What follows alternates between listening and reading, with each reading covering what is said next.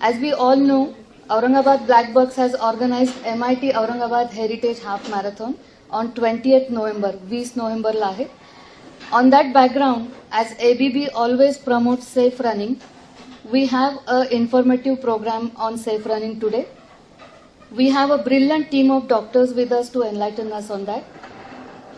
गेल्या काही महिन्यात आपण बघतो की स्पेशली रनर्स, सायकलिस्ट किंवा इतर व्यायाम करणाऱ्या फिटनेस फ्रिक्सच्या बाबतीत अनेक घटना घडतात ज्या की अप्रिय आहेत फारच. आणि या घटनांच्या बाबतीत आपण बघतोय, ऐकतोय. बरेचदा थोड्याशा काळजीने किंवा थोड्याशा अवेअरनेसने या सगळ्या घटना टाळता येऊ शकतात. यासाठी थोड्याशा टेक्निकल गोष्टींची माहिती आपल्याला असणं जरुरी असतं. याच गोष्टींची माहिती देण्यासाठी आज आपण आमंत्रित केलं आहे डॉक्टर आनंद देवधर, डॉक्टर आनंद निकाळजे आणि डॉक्टर मिलिंद खर्चे यांना. याचबरोबर या प्रोग्राम बरोबरच आज आपले कॉम्रेड्स फिनिशर्स औरंगाबादचे डॉक्टर अजित गुले, माधुरी निमजे आणि नितीन चौधरी यांचा सत्कार सोहळाही आपण आयोजित केलेला आहे. लर्न बिफोर यू रन या सेफ रनिंगच्या पॅनलिस्ट डॉक्टर देवधर यांना मी विनंती करते की त्यांनी मंचावर यावं आणि त्यांचं आसन ग्रहण करावं.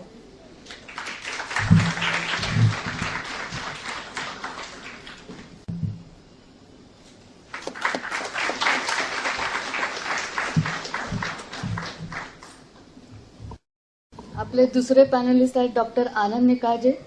सरांना मी विनंती करते की त्यांनी मंचावर यावं. Doctor Nikalje sir is director MCRI ICU and Associate Professor at Department of Medicine, MGM Medical College. He has elected as Vice President of Indian Society of Critical Care Medicine for year 22-24. He is an executive member of ISCCM at present since last 4 years. He has his work experience of almost 27 years. याबरोबर सरांचा MAHHM ला कायम active support आतापर्यंत होता आणि यापुढेही त्यांचा राहणार आहे अशी मी अपेक्षा करतो.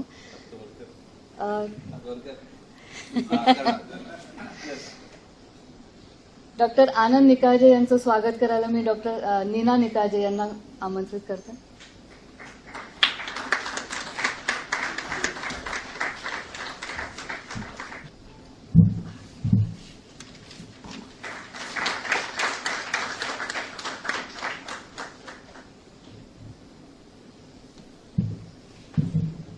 आपले तिसरे पॅनलिस्ट आहेत डॉक्टर मिलिंद खर्चे. यांना मी विनंती करते की त्यांनी मंचावर यावे. डॉक्टर मिलिंद खर्चे is a head of department and chief international cardiologist at United sigma hospital. He has developed dedicated pediatric cardiology diagnostic and interventional facility. He is the first cardiologist in Marathwada having dedicated radial program and doing all coronary interventions, including emergencies through radial route. He has worked as head of department, consultant and interventional cardiologist at Manik Hospital also and research center of research center up to December 2018. He has worked at Apollo Hospital, Ahmedabad and at MGM Medical College, Aurangabad as assistant professor of cardiology. मी Mrs खर्चेंना विनंती करते की त्यांनी सरांचं स्वागत करावं.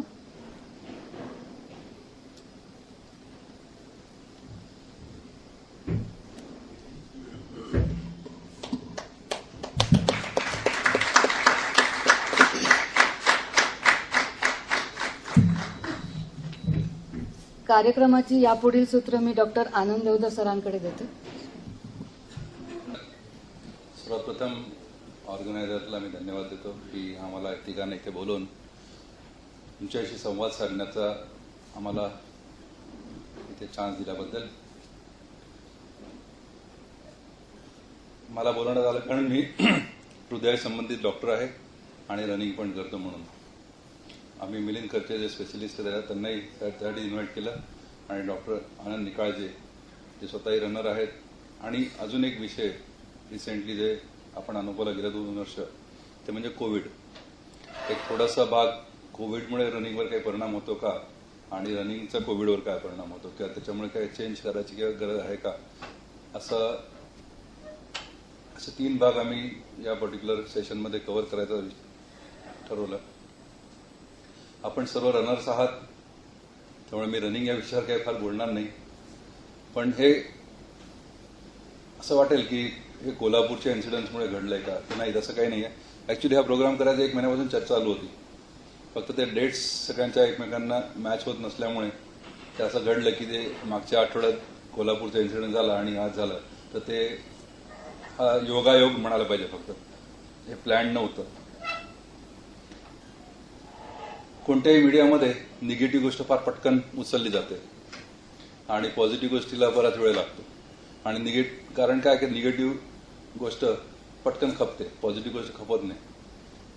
मागच्या रविवारी मी, सचिन आणि अजून 2-3 जण सातारा मॅरेथॉन पळून निघालो आणि मॅरेथॉन संपली 10:30 वाजता. आम्ही 11:30 वाजता कारमध्ये होतो आणि 11:30 वाजता व्हॉट्सअपवर ऑलरेडी न्यूज आलेली होती की 1 जण गेला, आणि पुढच्या 1 तासाभरात अख्ख्या भारतभर ही न्यूज पसरली. सातारा मॅरेथॉन खूप सुंदर मॅरेथॉन आहे, आपल्या बऱ्याच जणांनी केलेली आहे. वेदर चांगलं आहे, ट्रॅक खूप छान आहे, इंटरेस्टिंग आहे. पण त्या इतक्या सुंदर मॅरेथॉनबद्दल कुठेही एक शब्दही लिहून नाही आला किंवा काही नाही आला. थोडक्यात काय, निगेटिव्ह गोष्ट 1 जण गेला त्याला जास्त प्रसिद्धी, पण ती छान मॅरेथॉन किती लोक पळाले, किती लोकांनी कंप्लीट केली, फर्स्ट कोण आलं, किती मिनिटात केला, याच्याबद्दल कुठेच काही नाही. आणि अशा सगळ्या गोष्टींमुळे आपल्या सगळ्या रनर्समध्ये एक भीतीचं वातावरण निर्माण होतं आणि असं वाटतं की अरे हे आपल्यालाही होणार का, किंवा आपण काय करणार का.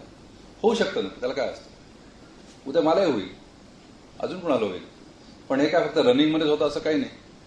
आपण घरी बसल्या बसल्याही चक्कर येऊन पडू शकतो, हार्ट अटॅक येऊ शकतो, जिन्यावरून पाय घसरून पडू शकतो.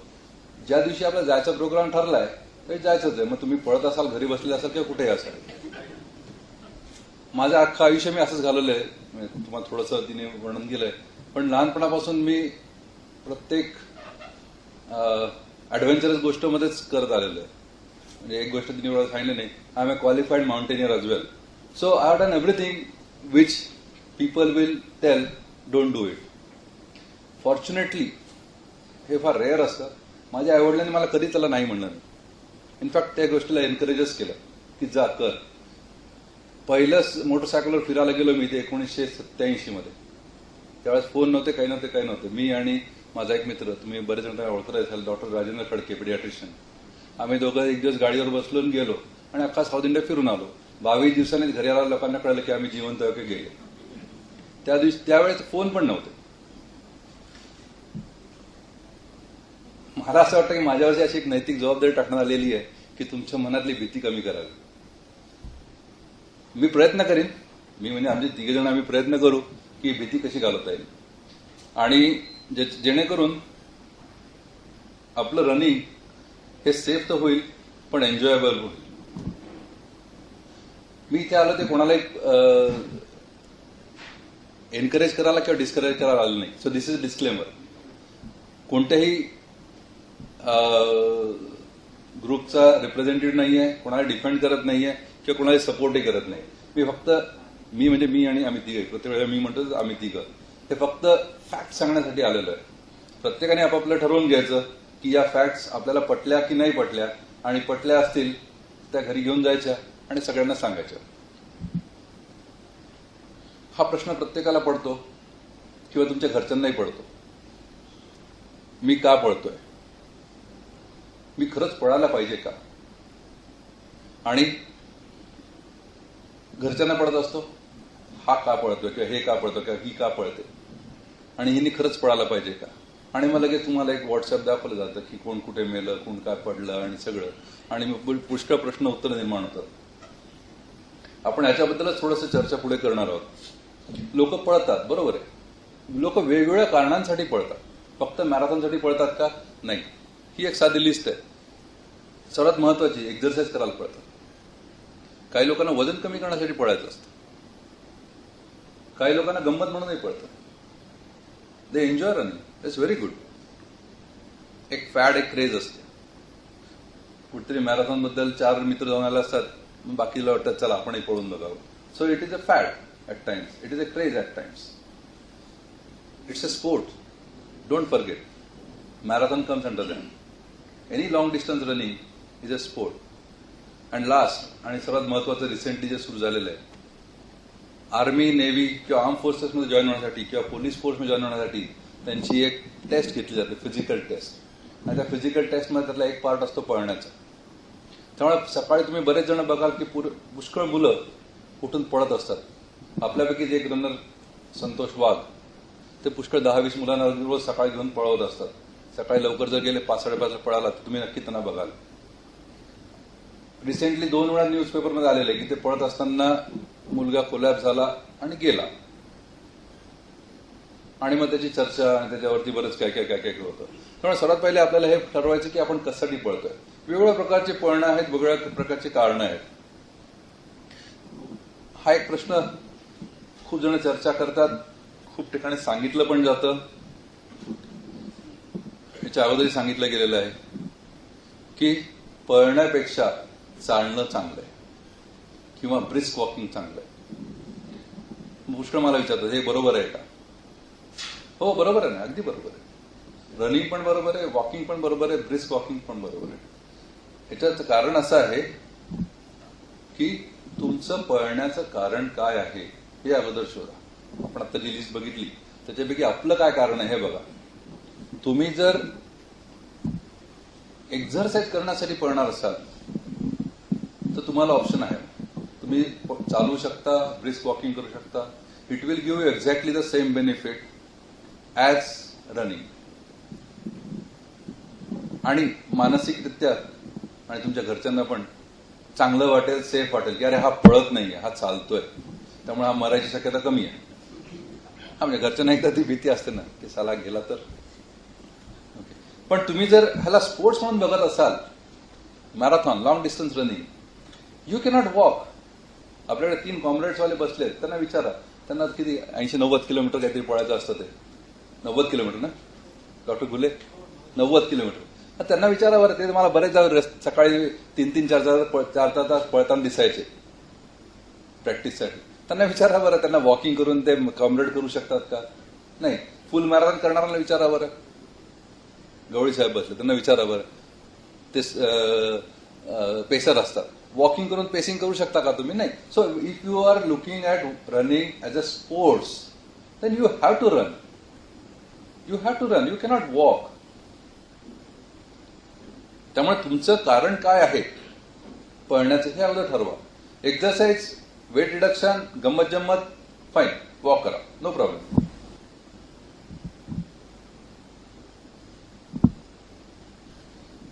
हे काय आलं? हो, ऍक्सिडेंट्स आहे की नाही. ट्रिपल सीट, चौपल सीट, मोबाईलवर बोलणे, मोबाईलवर टेक्स्ट करणे वगैरे वगैरे, अशा बऱ्याच गोष्टी आपण रोज बघतो आणि क्वचित प्रसंगी करतो पण.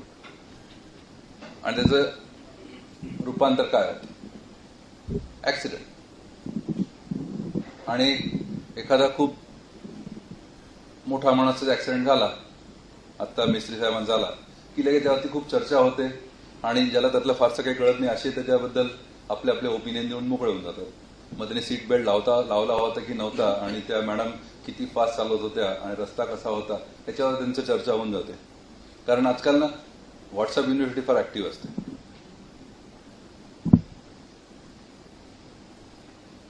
मग ड्रायव्हिंग करताना रिस्क नसते का?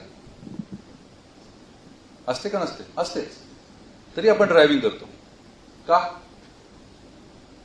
तर मला असंच कोणतरी एका फोरममध्ये बोलत असताना त्यांनी सांगितलं की नाही, ती आवश्यकता आहे, गरज आहे, आणि म्हणून आपण ड्रायव्हिंग करतो.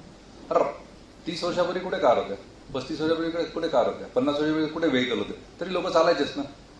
तर I don't think it is a necessity. आणि अगदी मान्य की ती नेसेसिटी आहे, तरी आपण त्याचे नियम पाळून, सेफ्टी नॉर्म्स पाळून तरच चालवतो. आणि तुम्ही सगळ्यांनी जर सेफ्टी नॉर्म पाळून चालवलं तर ऍक्सिडेंट होण्याची शक्यता कमीच होऊन जाते. प्रॉब्लेम कुठे सुरू होतो? जेव्हा सेफ्टी रूल्स पाळत नाही. मग आपण डिस्कस करतो, ब्लेम करतो, वी फाइंड अ स्केप गोड. कोणाला तरी ब्लेम केलंच पाहिजे की नाही. थोडी दिवस चर्चा होते, मग विसरतो आणि परत सेम सुरू होऊन जातं. परत नेक्स्ट ऍक्सिडेंट दिसतो. आपण गव्हर्नमेंटला ब्लेम करतो का? आपण आरटीओला ब्लेम करतो का? व्हेकल मॅन्युफॅक्चरिंग चूक असते का? पोलिसांनी बरोबर काम नाही केलं नाही, आपण यांना कोणाला ब्लेम करत नाही, कारण त्याच्यावर ब्लेम नसतोच. ब्लेम हा पूर्णपणे त्या ड्रायव्हरवरच असतो, आयदर या व्हेकलच्या किंवा त्या व्हेकलच्या किंवा बाईक चालणार. या चौघांना ब्लेम करून फायदाच नसतो. हे सांगण्याचं कारण असं आहे की मॅरेथॉन ऑर्गनायझर जे असतात त्यांचे काही अशी इच्छा नसते की व्हावे, ते सगळे सेफ्टी नॉर्म पाळतच असतात, पण तरी शेवटी बदनाम कोण होतं? ऑर्गनायझर्स. त्यामुळे आपण यांना जर ब्लेम करत नसतील तर लॉंग डिस्टन्स रनिंग किंवा मॅरेथॉन ऑर्गनायझर ब्लेम करण्याचं काही कारणच नाही. Okay, if it bored you किंवा तुम्हाला असं वाटलं की याचा काही संबंध नाही, let's talk about the sports. किती लोकांना वाटतं की स्पोर्ट्स हे okay, we can divide safe sports and non safe sports, और डेंजरस स्पोर्ट और ॲडव्हेंचरस स्पोर्ट. मान्य? सगळ्यांना मान्य आहे. Cricket, football, badminton, table tennis, hockey हे सगळे सेफ गेम्स आहेत. पळणे, मोटरसायकल, ट्रेकिंग, माउंटेनिअरिंग हे सगळे डेंजरस गेम्स आहेत. हे सगळ्यांना पटतंय ना?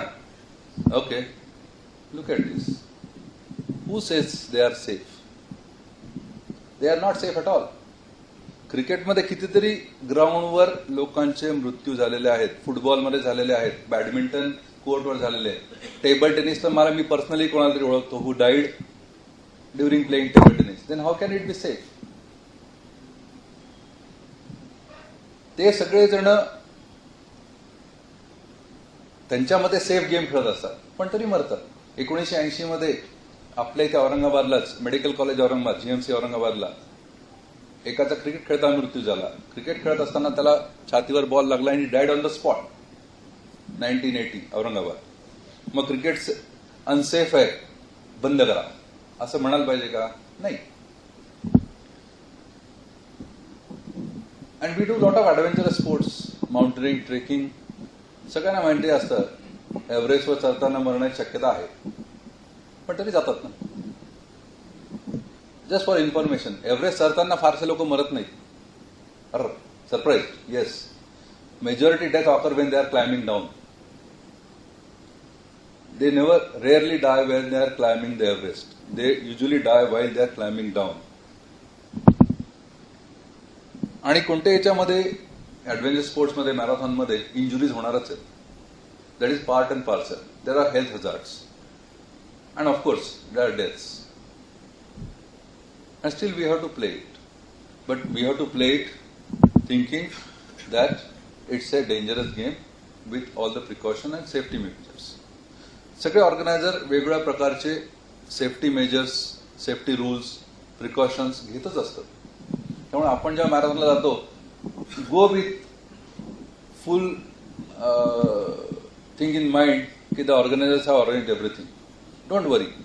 If the time comes you will have to go. Organiser किती काही असलं तरी. आता हा व्यक्ती जो गेला कोल्हापूरला, तो तर 250 मीटर अलीकडेच गेला ना. त्यामुळे he got already run more than 20 kilometres. त्यांनी तिथे आमच्या समोर ऍक्च्युली ती अँब्युलन्स पाहिली, आम्ही तिथे होतो. त्यांनी सगळ्या फॅसिलिटी दिलेल्या होत्या, सगळ्या केलेल्या होत्या. Still something are beyond your control. But that should not dishearten you, किंवा त्यांनी तुम्हाला निगेटिव्ह फिलिंग यायला नको. आणि एमआयटीचं एक स्पेशल आहे आपल्याकडे, जे आमच्यासारखे डॉक्टर्स आणि रनर्स आहेत त्यांच्या हाताला एक बँड लावून आम्हाला व्हॉलेंटियर्स म्हणून ओळखतात. आणि आमचं काम असतं की रस्त्याने जर कुठे काही इन्सिडेंट झाला असेल किंवा होत असेल तर we should give up running and attend to that particular incidence. तर आपल्या एमआयटीला हे नेहमी 10-20 लोक तरी असतातच to go as runner cum volunteers. You can say running volunteers.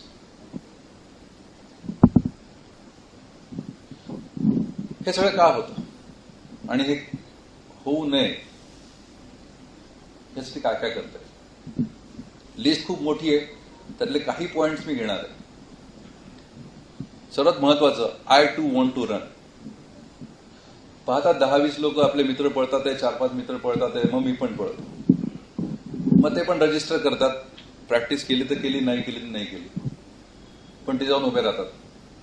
आपलं फिजिकल मेंटल स्टेटस आहे की नाही पळण्याचं ह्याची त्यांनी कुठेही खबरदारी घेतलेली नसते.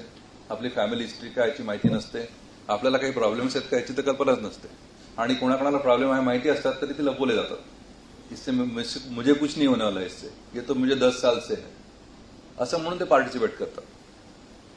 पुष्कळ ओव्हरवेट किंवा खूप अंडरवेट लोकही पळताना बघितलेले आहेत, ज्यांना नी प्रॉब्लेम्स आहेत, ऑलरेडी अँकल प्रॉब्लेम आहे, ही प्रॉब्लेम आहे, ते सुद्धा पळायचा प्रयत्न करतात. त्यांच्यासाठी हे हजार्डच आहे. कारण तुमच्या नी प्रॉब्लेम असताना किंवा अँकल प्रॉब्लेम असताना तुम्ही जर पळायचा प्रयत्न केला तर ते वाढणारच आहे. मग तुम्ही रनिंगला ब्लेम करून चालेल का? जबाबदार तुम्हीच आहात. पुष्कळ लोकांना हार्ट प्रॉब्लेम असतो, पुष्कळ लोकांची एन्जिओप्लास्टी झालेली असते, बायपास झालेला असतो, आणि तरी ते मॅरेथॉनमध्ये पार्ट घेतात. जालना, माझ्याबरोबर 2 जण पळाले, त्यांचे बायपास मी स्वतःच केलेले. आता मी काय करू शकतो त्यांना? आता त्यांना काही झालं असतं तर ऑर्गनायझर्सला ब्लेम झालं असतं, बरोबर आहे की नाही? So this is very important. I too want to run. मग मला त्याचं काही घेणं नसतं. बाकी पळतं तर मग मी पण पळणार. इनएडिक्वेट प्रिपरेशन. चलो जाके आते, क्या फर्क पड़ता है, थोड़ा तो भाग लेंगे ना, नहीं हुआ तो नहीं हुआ. अरे तुम्ही स्पोर्ट्स म्हणून पळताय, पूर्ण तयारीनिशी जा. म्हणजे पळा जातात 21 किलोमीटरसाठी किंवा 42 किलोमीटरसाठी, एक 4-6-8 वेळात एक 2-4-5 किलोमीटर पळालेले असतात आणि मग डायरेक्ट तिथेच. प्रॉब्लेम असा असतो की त्यांच्या मते ते सोपं आहे कारण त्यांच्या कोणतरी मित्रांनी केलेलं असतं, पण त्यांना हे माहित असतं की मित्रांनी अगोदर बरेच वेळा पळून आलेला आहे आणि is a season runner. He just doesn't tell them that he is practising. त्यामुळे इनएडिक्वेट प्रिपरेशन, मानसिक तयारी नसते 42 किलोमीटर करण्याची किंवा 21 किलोमीटर करण्याची. As they say that marathon is 90% mental game, 10% physical game. मानसिक तयारीच नसते, पण तरी जाऊन उभं राहायचं. हे करू नये. हे केल्याने रिस्क वाढते. Taking undue risk.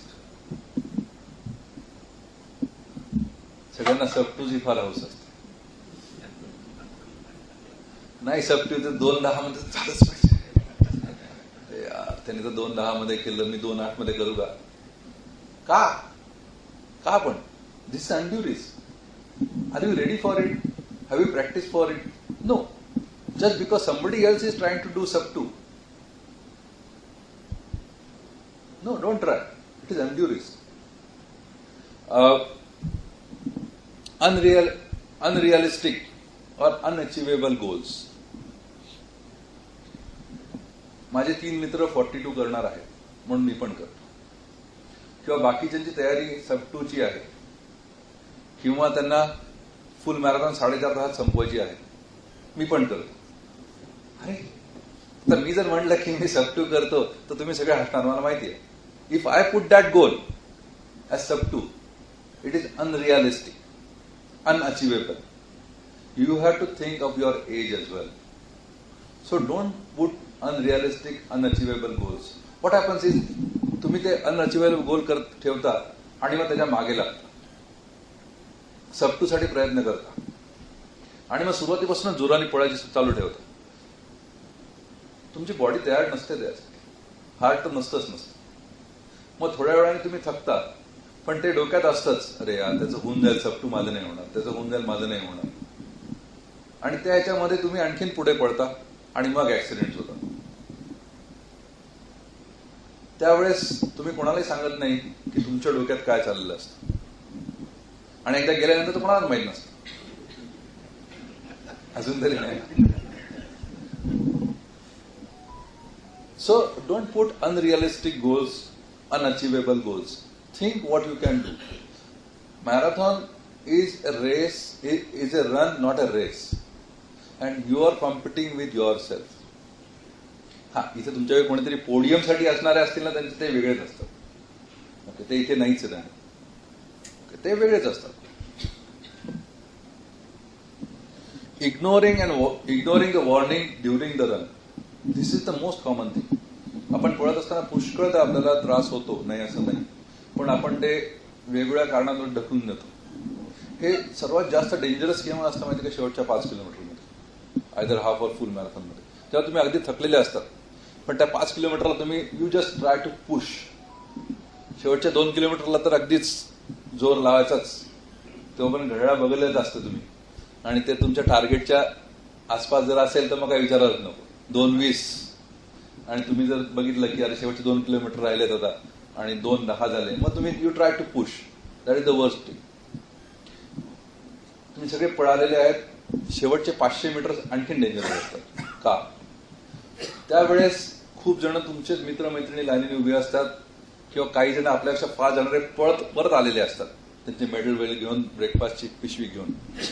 तिथे तुम्हाला ते मागे मागे लागत असतात. ए पळ पळ, 200 मीटर राहिलं, 300 मीटर राहिलं, 500 मीटर राहिलं, जोराने पळ, पटकन होईल. It's a psychology. They are trying to encourage you. It is up to you to take or not to take. मग त्या शेवटच्या, म्हणजे it is what I have gathered about the Kolhapur incidence. It is not foolproof, but the information I got. This gentleman ran very well. Last 2 kilometers he had some problem, but he ignored. He probably must have thought की झाला आता 2 तर राहिलेले आहेत, आणि त्यातला बराचसा उतार आहे ऍक्च्युली सातारा मॅरेथॉनचा. So he must have thought की चला आता उरलेले 2, and he collapsed at 250 meters. So probably his heart just decided that enough is enough.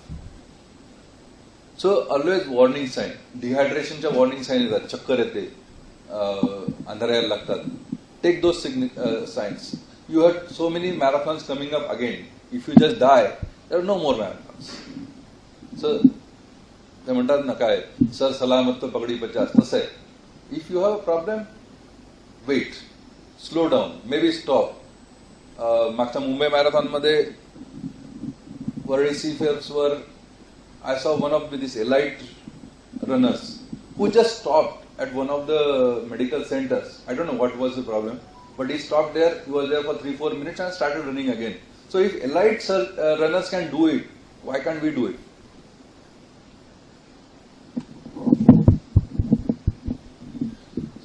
Euphoria or joy of near completion.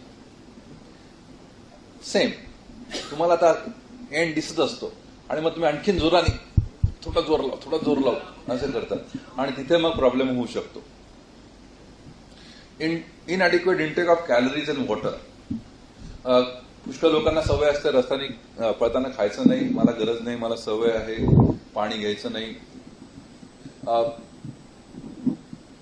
Scientifically बघितलं तर excess water intake is also bad and less water intake is also bad. But you can hardly do excess water intake. किती तुम्ही try करा, you cannot do excess water intake. Excess water इंटेकने असं म्हणतात की तुमचं डायल्युशन होतं, sodium कमी होतं, and you go into hyponatremia. But as a doctor I can tell you, hyponatremia it's not easy to do it, and not at younger age. Okay, आणि असं अॅक्युटली होत नाही. आता आपल्याकडे 2 एक्सपर्ट आहेत, तेव्हा ते सांगतीलच, पण ती थेरॉटिकल भीती आहे. त्यामुळे usually it is the thing which kills you और creates problem is dehydration, never overhydration. मग पाणी किती प्यायला पाहिजे? 700 ते 800 ml per hour of running. That is the recommended. If you can take sharbat किंवा electrolyte balance fluid something, that is good. If not, you can just take simple plain water. दोन्ही मधला फरक असा आहे की क्रॅम्प्स येण्याची शक्यता इलेक्ट्रोलाइट आणि सरबतनी कमी असते. प्लेन वॉटर घेतलं तर कदाचित क्रॅम्प्स येण्याची शक्यता जास्त असते. पाण्यापेक्षा आलं, पाणी आलं. थँक्यू. मी डिहायड्रेट नाही. Calories intake don't ignore. Especially तुम्हाला जर डायबिटीस असेल, वय जास्त असेल, तर कॅलरीज इंटेक हे झाल्याच पाहिजे. एका लेवलच्या नंतर तुमच्या मसल मधलं ग्लुकोज आणि ग्लायकोजन सप्लाय संपतो, तो लिव्हर पासून मिळतो, तो पण थोड्या वेळाने संपतो आणि मग सुरू होतं ज्याला म्हणतात कीटोॲसिडोसिस. ओके, किंवा ऍसिड फॉर्मेशन. आणि ऍसिड फॉर्मेशन एका लेवल नंतर हे घातक असतं. त्यामुळे कॉन्स्टंट जे जेल सप्लाय म्हणा किंवा खायचं जे असेल ते खाऊ शकता तुम्ही, ज्याच्याने कॅलरी इंटेक चालू राहील आणि तुम्हाला प्रॉब्लेम होण्याची शक्यता जास्त कमी होते. Ignoring weather conditions. आपण सर्वांनी मुंबई पळालेलो आहोत. आपण प्रॅक्टिस औरंगाबादमध्ये करतो, स्पेशली नोव्हेंबर डिसेंबरमध्ये, जेव्हा इथे थंड आणि ड्राय वेदर असतं. आणि अचानक मुंबईला जातो तिथे हॉट ह्युमिड वेदर असतं, पळाच्या अगोदरच घामाघूम झालेलं असतं. What does that mean is you cannot extrapolate your running practice in Aurangabad into Mumbai. It is different. ते तुमच्या डोक्यात तुम्ही ठेवायला पाहिजे. डिसेंबर मधली मॅरेथॉन आणि मार्च एंडची मॅरेथॉन कम्प्लिटली वेगळी असते. इव्हन फॉर दॅट मॅटर ऑक्टोबरची मॅरेथॉन वेगळी असते, कारण तेव्हा वेदर खूप गरम असतं.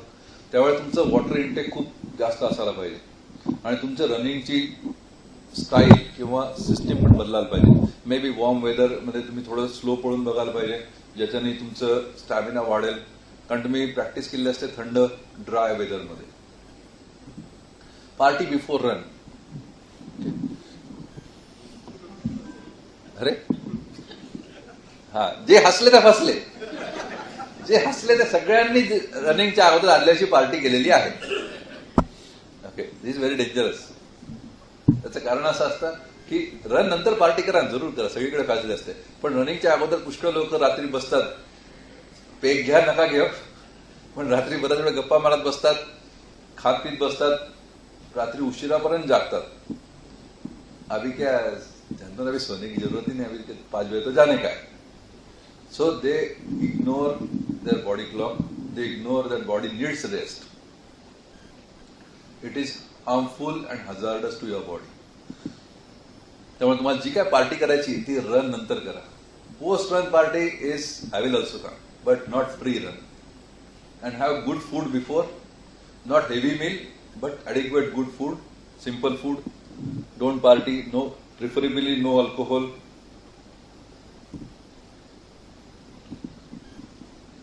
हेल्थ इश्यूज खूप जणांना असतात.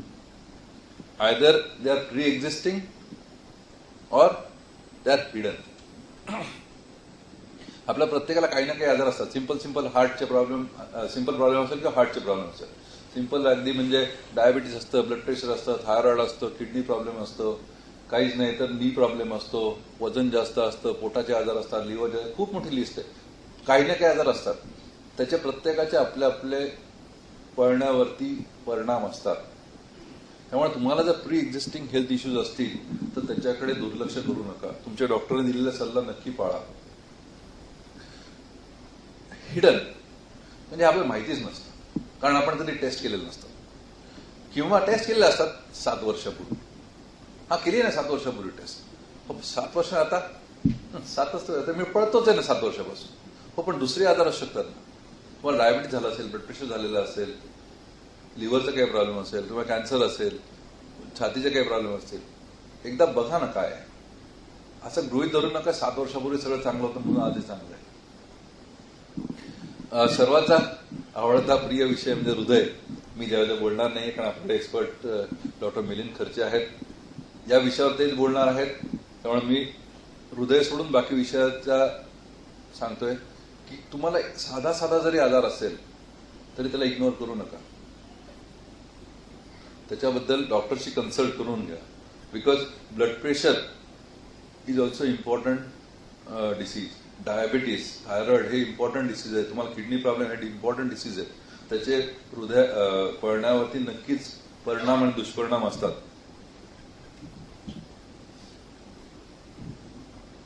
पुष्कळदा विचारलं जातं, हे मॅरेथॉनमध्ये पेशी लोक पडतात, हार्ट अटॅक येतो, मरतात, मग कसं? What is the incidence? तुमच्या मते किती कॉमन असेल? रफली आयडियाच नाही, guess 0.7. So rare, basically rare. अरे मग एवढं रेअर आहे तरी आपण का घाबरतो? कारण आपल्याला घाबरवलं जातं. आपल्याला कोणी चांगल्या गोष्टी दाखवत नाही, घाबरण्याच्या गोष्टी जास्त दाखवल्या जातात. आणि युजली कोण दाखवतो हे? त्यांचा रनिंगशी काय संबंध नसतो.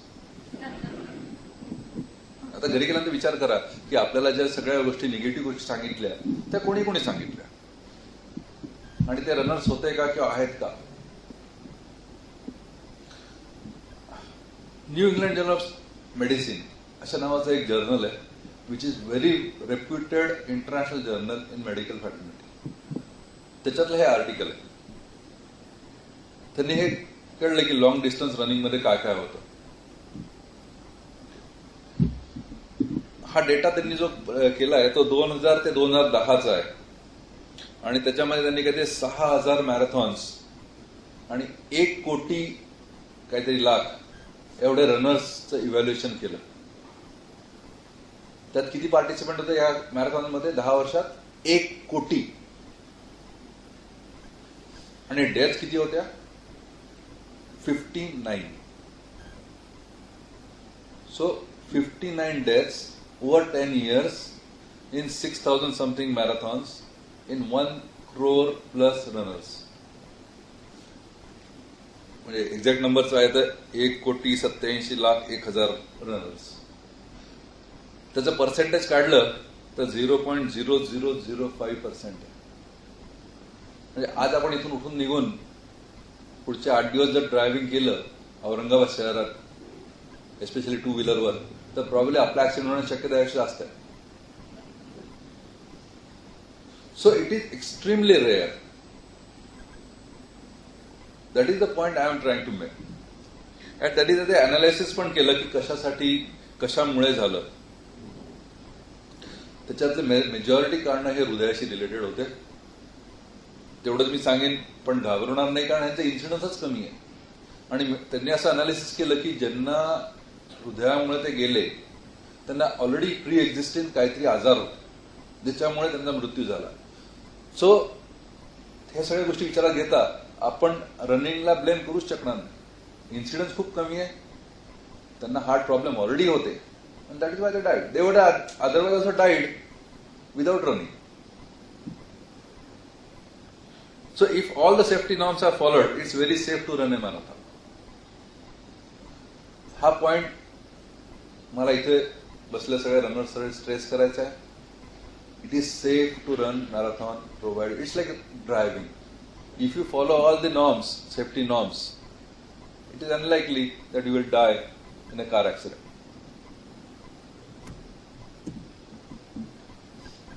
I have got some suggestions for new runners.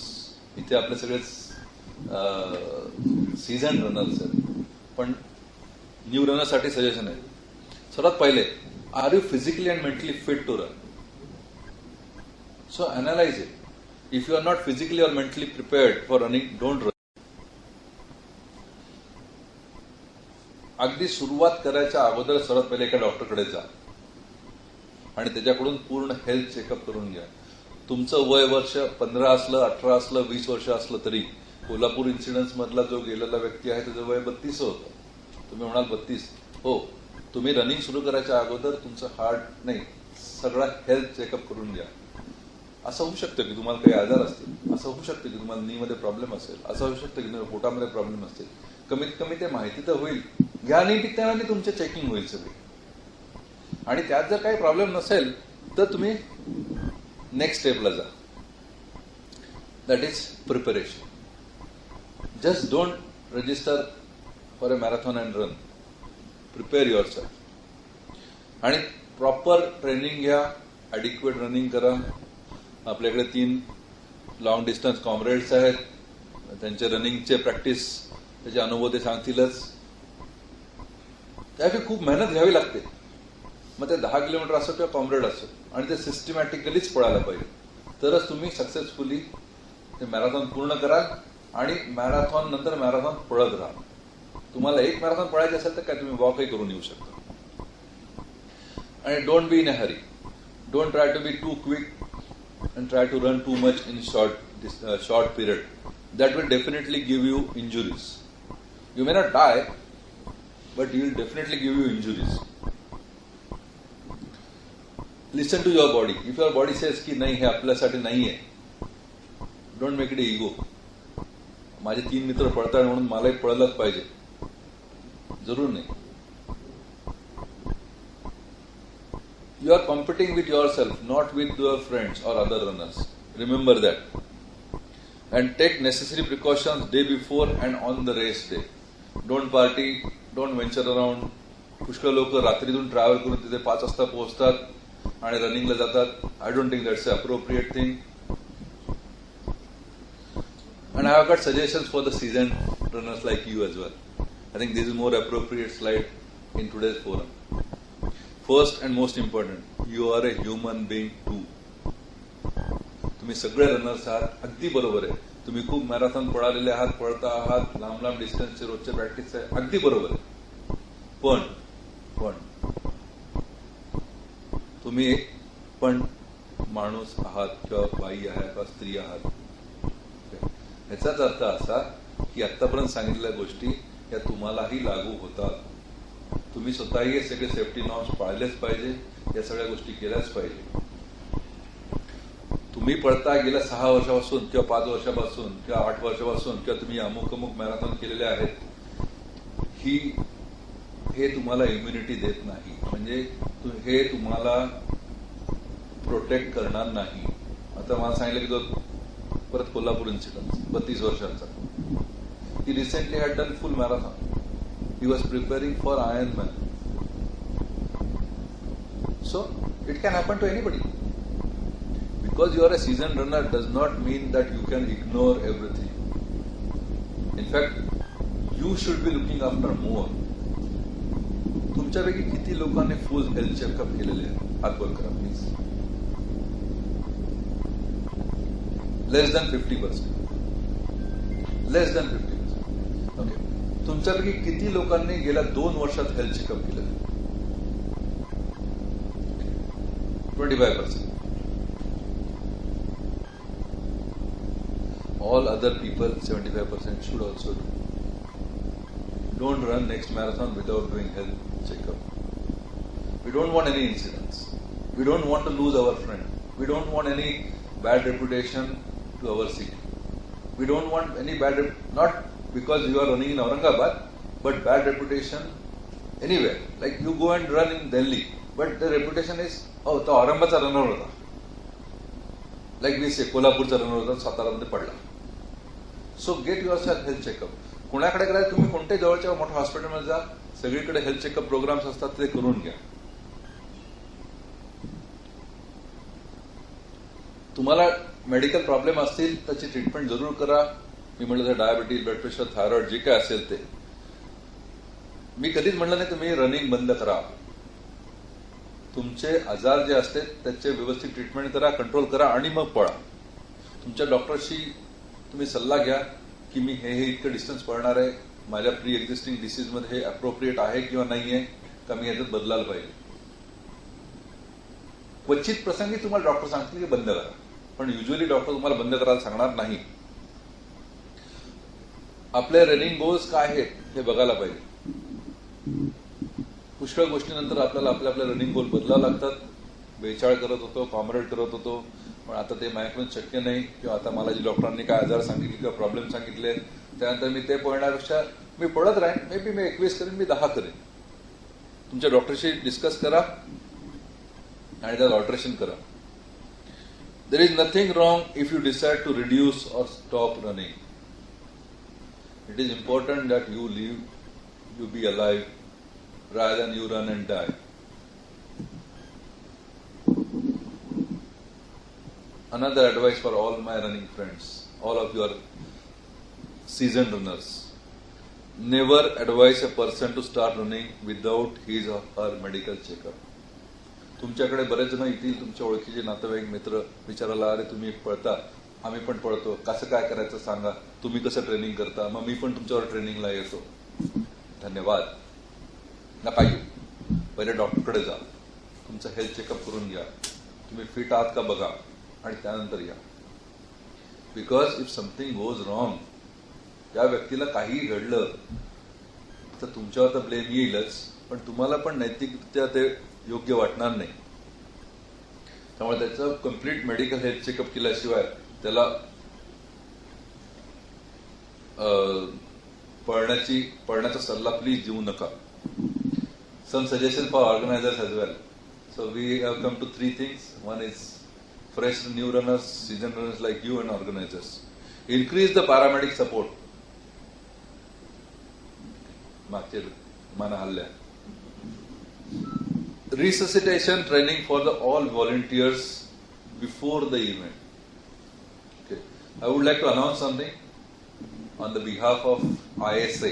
ISA is Indian Society of Anesthesiologists. त्याच्या औरंगाबादच्या प्रेसिडेंट आहेत डॉक्टर संगीता देशपांडे, ज्या स्वतःही पळतात, आणि त्याचे कोषाध्यक्ष आपल्यासमोर बसलेले आहेत डॉक्टर सचिन नाचणे. त्यांच्यातर्फे ऑफर केलेली आहे आपल्या सगळ्या व्हॉलंटियरसाठी आणि ऑर्गनायझेशनसाठी की ते ट्रेनिंग सेशन कंडक्ट करू इच्छितात. It will be open for all the organisers and for all the runners whoever wants to come. Resuscitation कसं करायचं, म्हणजे रस्त्यात जर कोणी तुमचा रनर पडला तर त्याला काय काय करता किंवा प्राथमिक उपचार काय करायचं हे ते शिकवायला तुम्हाला तयार आहे. तर मयुरेश आणि ऑर्गनायझर्स, तुम्ही प्लॅन करा. आज ती येऊ शकली नाही, पण तिने माझ्या थ्रू मेसेज पाठवला. तिसरी thing, I don't know technicalities, की प्रत्येकाचं मेडिकल फिटनेस सर्टिफिकेट अगोदर अपलोड करायला लागणार. जसं तुम्ही आधार कार्ड मागवता तसं फिटनेस, आणि make it that it should be at least MD medicine. It should not be by any doctor. त्याच्याने काय होईल, कमीत कमी ते रनर जाऊन त्यांचे चेकअप तरी करतील. आता ते ह्याच्यामध्ये लिगल पार्ट कसा आहे आणि लॉजिस्टिक पार्ट कसा आहे ते तुम्ही बघा, पण this will be a very good thing to reduce the incidence. I am not saying it will stop the incidence completely. Take home message, start running if you are ready and fit for it. So don't stop it. You can start it. Take all the precautions. Get yourself checked regularly. एकदा केलं म्हणजे झालं असं नाही. 40 वर्षाच्या लोकांनी प्रत्येक वर्षी करायला पाहिजे. 40 वर्षाच्या खालच्या लोकांनी दर 3 वर्षांनी करायला पाहिजे. It's safe to run a marathon if you follow the precautions and safety norms. So it is not unsafe. Don't take home message that it is unsafe to run a marathon. It is very safe. So happy running, enjoy your running, and have safe running. Now I'll ask Dr. Milind. I just set up the basic forum for him. Dr. Milind Kharche, cardiologist. ते आपल्याला heart आणि running या विषयावरती cover करतील. So, very good evening to all, and at the outset I thank organizer for inviting me to interact with you. So, my job is easy now, as you are briefed by Dr. Deodhar. सरांनी फार छान समजून सांगितलं आणि बरेचसे tips त्यांनी already दिले आहेत. तर माझं जे लेक्चर आहे थोडं टेक्निकल साईडला जास्त असेल, म्हणजे ऍक्च्युअली काय होतं आणि काय आजार असतात आणि त्यामुळे कसे प्रॉब्लेम होऊ शकतात हे मी थोडा सांगण्याचा प्रयत्न करेल. म्हणजे आपल्याला त्याला थांबवण्यासाठी काय करता येईल हे थोडं आपल्या लक्षात येईल, आणि तसा मी प्रयत्न करतो. आणि थोडक्यात सांगायचं झालं तरी फक्त मॅरेथॉन बद्दल नाहीये. शेवटच्या काही महिन्यामध्ये आपण बघितलं असेल की काही सेलिब्रिटीज जिम मध्ये सुद्धा they died of cardiac arrest. So any endurance sports, these things are going to happen, and the risk is there, and it is there in your routine life also. So you need not to afraid of it. Rather, it's better to take care about it and try to prevent it. So is endurance sport risky? So at the outset, I would say that the benefits of these endurance sports are far outweigh the risk. So we generally advise as a cardiologist to everyone to do an aerobic exercise for half an hour, and that is the recommendation of all the cardiology societies all over the world. That is minimum recommended की अर्धा तास दम लागेपर्यंत चला रोज. So हे आम्ही सगळ्यांना normally सांगत असतो, आणि ते का सांगत असतो कारण त्याचे डेफिनेट हेल्थ बेनिफिट्स आहेत ते हृदयरोग, बीपी, डायबिटीज ह्या सगळ्या आजारांमध्ये त्याची रिस्क कमी करण्यामध्ये मदत करतात.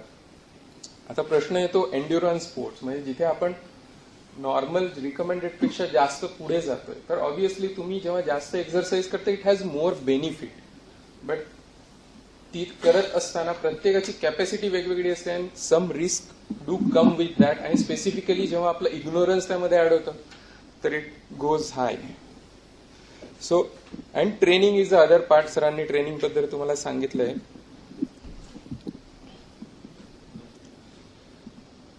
सो दिस आय थिंक आपण हे सगळं माहिती असतं आपल्याला सगळ्यांना. मोस्ट ऑफ द आपण सगळे लोक रनिंग किंवा एक्सरसाइज किंवा स्पोर्ट्स ह्यासाठीच करतो. मोस्ट ऑफ द लोक फिटनेस आणि मग फिटनेस म्हणून जॉईन करतो and then we enjoy and then we continue. पण असं काहीतरी होतं आणि मग नंतर पुन्हा सगळे डिस्कशन्स आणि हे सगळं सुरू होतं. पुन्हा प्रश्न येतात मनामध्ये की काय होतं. तर मग पुन्हा प्रश्न हा येतोच की एक फिट पर्सन कोलॅप्स का होऊ शकतो आणि त्याची काय कारणं असू शकतात. सो सडन कार्डियाक अरेस्ट, सरांनी इन्सिडेंट सांगितलं आहे. It is very rare. हे एक कॉमन पण सिरियस कारण आहे. त्याशिवाय पण एक्झरसाइज असोसिएटेड पोस्चरल हायपोटेन्शन, म्हणजे एक्झरसाइज नंतर किंवा संपत असताना बीपी कमी होणे. आणि तसं सांगायचं झालं तर ही गोष्ट सीझन ऍथलीट्समध्ये जास्त कॉमन आहे. द रिझन बिईंग की आपण त्याला ऍथलेट्स हार्ट असं म्हणतो, म्हणजे जे रेग्युलर रनिंग करतात त्यांचा हार्ट रेट हा नॉर्मल पेक्षा कमी असतो. एखाद्याला ज्याला सवयने त्यांनी रनिंग केलं त्याचा हार्ट रेट जास्त वाढतो. पण सीझन ऍथलीट्समध्ये हार्ट रेट कमी असतो. त्यांचं हार्ट अडॉप्ट झालेलं असतं एक्सरसाइजला, त्यांचे मसल्स डेव्हलप असतात.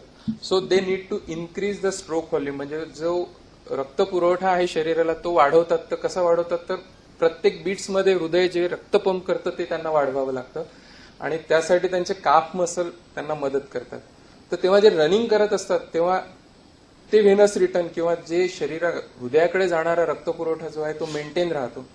पण ऍज सुन ऍज दे स्टॉप, जे तेव्हा थांबतात तेव्हा तो जो व्हेनस रिटर्न किंवा हृदयाकडे परत जाणारं रक्त आहे ते एकदम कमी होतं and they get blood pressure कमी होतं अँड देन त्यांना फेंटिंग होतं. सो म्हणून काही काही गोष्टी अशा असतात की ज्या न्यू कमर्समध्ये होऊ शकतात. काही गोष्टी ज्या असतात ज्या सीझन ऍथलीट्समध्ये होण्याची शक्यता सुद्धा जास्त असते. So we have to be careful everyone. Hyponatremia म्हणजे सोडियम कमी होणे. हे आपल्या इंडियामध्ये तेवढं कॉमन नाहीये, पण कोल्ड सीझन्समध्ये जिथे मॅरेथॉन होतात आणि if you take plain water which is more than 1.5 litres per hour तर मग हे होण्याची शक्यता राहते. आपल्याकडे डिहायड्रेशन जास्त कॉमन आहे. एक्झर्शनल हीट स्ट्रोक हे पण एक कोलॅप्सचं कारण आहे. म्हणजे पेशंट म्हणजे की आपला मॅरेथॉन करताना कोणीतरी पडलं आणि जर आपण डिहायड्रेशन वॉटर इंटेक कमी असेल आणि हॉट ह्युमिड वेदर असेल तर हीट स्ट्रोक होऊन सुद्धा सिनकोप होऊ शकतो. अॅनाफायलॅक्सिस इज व्हेरी रेअर, म्हणजे अलर्जी किंवा एखाद्याला एक सिकल सेल म्हणून एक हिमोग्लोबिनचा प्रकार असतो. ज्यांना सिकल सेल ट्रेट आहे they are at risk of collapse. आणि दुसरं एक अस्थमा ज्यांना असेल त्यांना असा त्रास होऊ शकतो. हे जस्ट मी एन्युमरेट केले, पण यावर मी फक्त हार्ट कंडिशन्स बद्दल करणार आहे. आता coming back to cardiac arrest. Cardiac arrest म्हणजे हृदयाची गती थांबणे किंवा हृदय बंद पडणे, त्याला आपण कार्डियाक अरेस्ट असं म्हणतो. आणि सडन म्हणजे जे अचानकपणे होतं. आता it is very rare rate. दुसरे काही स्टडीज आहेत जे बॉस्टन मॅरेथॉन्स वगैरे ज्यामध्ये झाले आहेत त्यांनी जे केलं ते it is 1 per 1 lakh finishers, म्हणजे they have not taken all run. जे फिनिश करतात त्यामध्ये 1 लाख फिनिशरला एखाद्याला ते झालेलं आहे. So it is very rare आणि as sir said it is very very very less than accident. And I will go 1 step forward आणि मी हे सांगेल की जनरल पॉप्युलेशनमध्ये कार्डियाक अरेस्टचा जो इन्सिडन्स आहे it is more than that. म्हणजे मॅरेथॉन रनरमध्ये कार्डियाक अरेस्टचा जो इन्सिडन्स आहे तो जनरल पॉप्युलेशनपेक्षा खूप कमी आहे रनिंगमध्ये जर तुम्ही पकडला तर. But because that thing is highlighted we come to हा पळत असताना मेला. पण कोणाला तुम्ही ऐकलं असेल की एखाद्या झोपेतच कोणाला कार्डियाक अरेस्ट होतो, कोणाला जेवताना होतो, कोणाला ड्राईव्ह करताना होतो. So every activity has that risk. आता हे कशामुळे होऊ शकतं. So can be due to pre existing undiagnosed condition, म्हणजे तुम्हाला माहिती नाही आणि तुम्हाला आजार आहे एक गोष्ट. दुसरं कोरोनरी आर्टरी डिसीज, म्हणजे हृदयाला रक्तपुरवठ्याचा प्रॉब्लेम आहे ज्याला आपण सीएडी किंवा कोरोनरी आर्टरी डिसीज म्हणतो, त्यामध्ये होण्याची शक्यता जास्त राहते. कंजॅनायटल हार्ट डिसीज, खास करून यंग ऍथलेट्स, यंग रनर्स ज्यांना कंजॅनायटली काही डिसीज होऊ शकतात की जे मॅनिफेस्ट होत नाही त्याचा त्रास होत नाही, दे रिमेन अनडायग्नोस्ड आणि मग त्यातून त्रास होऊ शकतो. हायपरट्रॉपिक कार्डिओमायोपॅथी, आता ह्याचा इन्सिडन्स इंडियामध्ये त्या मानाने कमी आहे, ऑल ओव्हर वर्ल्ड तो खूप रेअर आहे, पण ऍथलेट्समध्ये सडन कार्डियक डेथमध्ये ही कंडिशन जास्त प्रॉमिनंट आहे.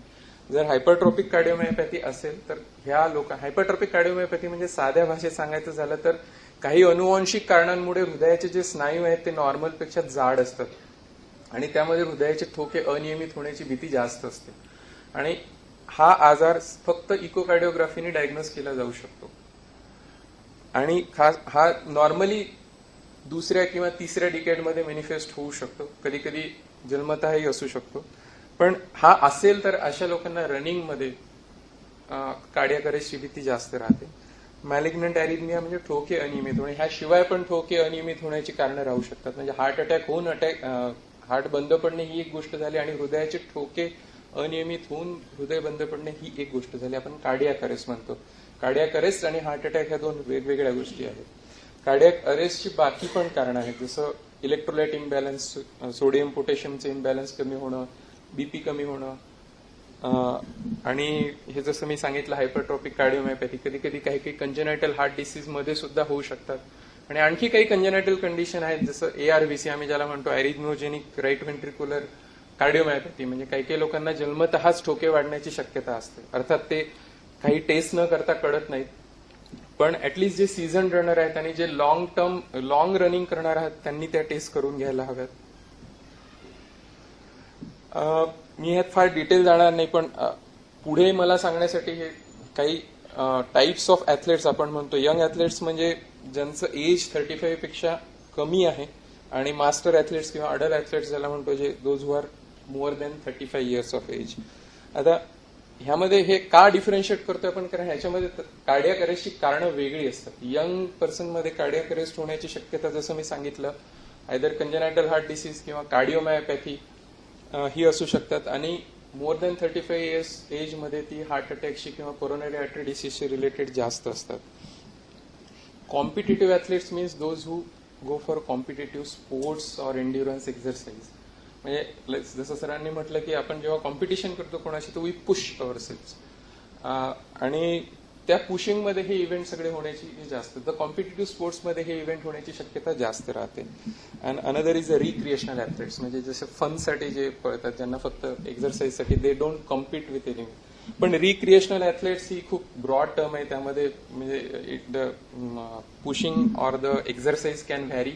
So all of these are at the risk. फक्त कारणं वेगळे असू शकतात, त्यामुळे आपल्याला कुठल्या दिशेने पुढे जायचं ते कळतं.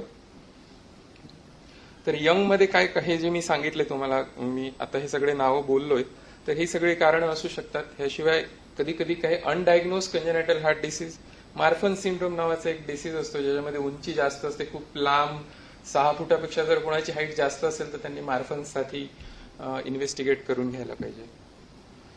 आणि काही इनहेरिटेड अरिथमिया सिंड्रोम असतात की ज्यामुळे ठोके वाढण्याची शक्यता असते आणि याची पॉसिबिलिटी फक्त साध्या ECG वरनं कळतं, म्हणजे तुम्हाला काही एक्स्ट्रा टेस्ट करायची गरज नसते त्यामध्ये. आणि ओल्डरमध्ये जसं मी म्हटलं हार्ट डिसीज किंवा कोरोनरी आर्टरी डिसीज हे जास्त कॉमन आहे. So do I need any test? Minimum required test कोणत्या? अर्थात हेल्थ चेकअप आजकाल रिकमेंडेड आहे आणि सगळ्यांनी ते त्याप्रमाणे करायला हवं, पण एखाद्याची इच्छा असेल की मिनिमम मी काय करायला पाहिजे, तर ECG is recommended for all. It is the recommendation of European Society, Cardiology Society, that all athletes who are doing endurance sport should undergo ECG. Echo they have advised for selective thing, but I would say reverse, because जेव्हा ते European किंवा American guidelines येतात तेव्हा त्यांच्या recommendation मध्ये cost effectiveness नावाचा एक प्रकार असतो आणि the cost of investigation is very high in Europe और अमेरिका. मीन्स इको तिथे तुम्हाला it may cost from $50 to $1,000 आणि इंडियामध्ये echo you can get in like 1500 रुपयामध्ये इको होईल तुमचं. So that is the difference. The cost effectiveness model तिथलं जे असतं ते इथे लागू होत नाहीये. सो त्या यामध्ये रिकमेंडेड नाहीये म्हणजे आपण हे करायला नको असं नाही, बट म्हणून I personally I have written my opinion that in younger athletes at least I would advise echo to be done. कारण हायपरट्रॉपिक कार्डिओमायोपॅथी जी जो एक आजार आहे की जो सडन कार्डियक डेथ करू शकतो, तो त्यांनी रूल आउट होतो. आणि बाकी टेस्ट करायचे की नाही करायचे ते मग तुमच्या इंडिव्हिज्युअलाइज हिस्ट्रीवर आणि तुमच्या त्रासावर, तुमच्या वयावर अवलंबून असतं. आणि मग आता बाकीच्या टेस्ट कोणी करायच्या, हू शुड गेट इव्हॅल्युएटेड, म्हणजे कोणाला कंपल्सरी हे सगळं करणं. जर तुम्हाला चेस्ट पेन झालेला असेल कधीही तर तुम्ही करायला पाहिजे. जर तुम्हाला कधीही सिनकोप झालेला असेल और नियर सिनकोप म्हणजे चक्कर आलेले असतील कधी किंवा चक्करून पडला असाल तर you should get yourself investigated. जर एक्झरसाइज एक्सेसिव्ह एक्झर्शनल और अनएक्सप्लेन डिस्नी आहे, म्हणजे चालताना तुम्हाला असं वाटतं की आधी मी जास्त जाऊ शकत होतो पण आता मला थोडा लवकर दम लागतो, तर that is a sign that you should get investigated. Palpitation म्हणजे धडधड होणे, कधी तुम्हाला सांगितलं असेल की तुमच्या हृदयामध्ये काही आवाज येते कुठल्या डॉक्टरांनी तर तुम्ही टेस्ट करून घ्यायला हव्या. ब्लड प्रेशर जर तुम्हाला असेल, डायबिटीज जर तुम्हाला असेल आणि तुम्हाला कधी कुठल्या डॉक्टरांनी कधीही रेस्ट्रिक्ट केलेलं असेल स्पोर्ट्ससाठी की हे तुम्ही हा स्पोर्ट्स करायचा नाही, तर then you should get yourself checked. किंवा तुमच्या हार्टच्या जर आधी काही टेस्ट झाल्या असेल, कोणाला शंका असतील तर तुम्ही ते रिपीटेडली करायला हव्यात. आणखी एक गोष्ट लक्षात ठेवायची, family history. Never forget the family history. Premature death of one relative म्हणजे तुमच्या फॅमिलीमध्ये किंवा नियर अँड डिअर वन म्हणजे फर्स्ट डिग्री रिलेटिव्ह मध्ये जर प्रीमॅच्युअर डेथ म्हणजे cardiac death in less than 50 years of age जर असेल तर you are at risk, you should get investigated yourself. म्हणजे तुम्ही मॅरेथॉन नाही धावले तरी सुद्धा तुम्हाला ती रिस्क आहे आणि त्यासाठी तुम्ही तुमचं चेकअप करून घ्यायला पाहिजे. मग तुम्ही मॅरेथॉनला धावताय म्हणून नाही.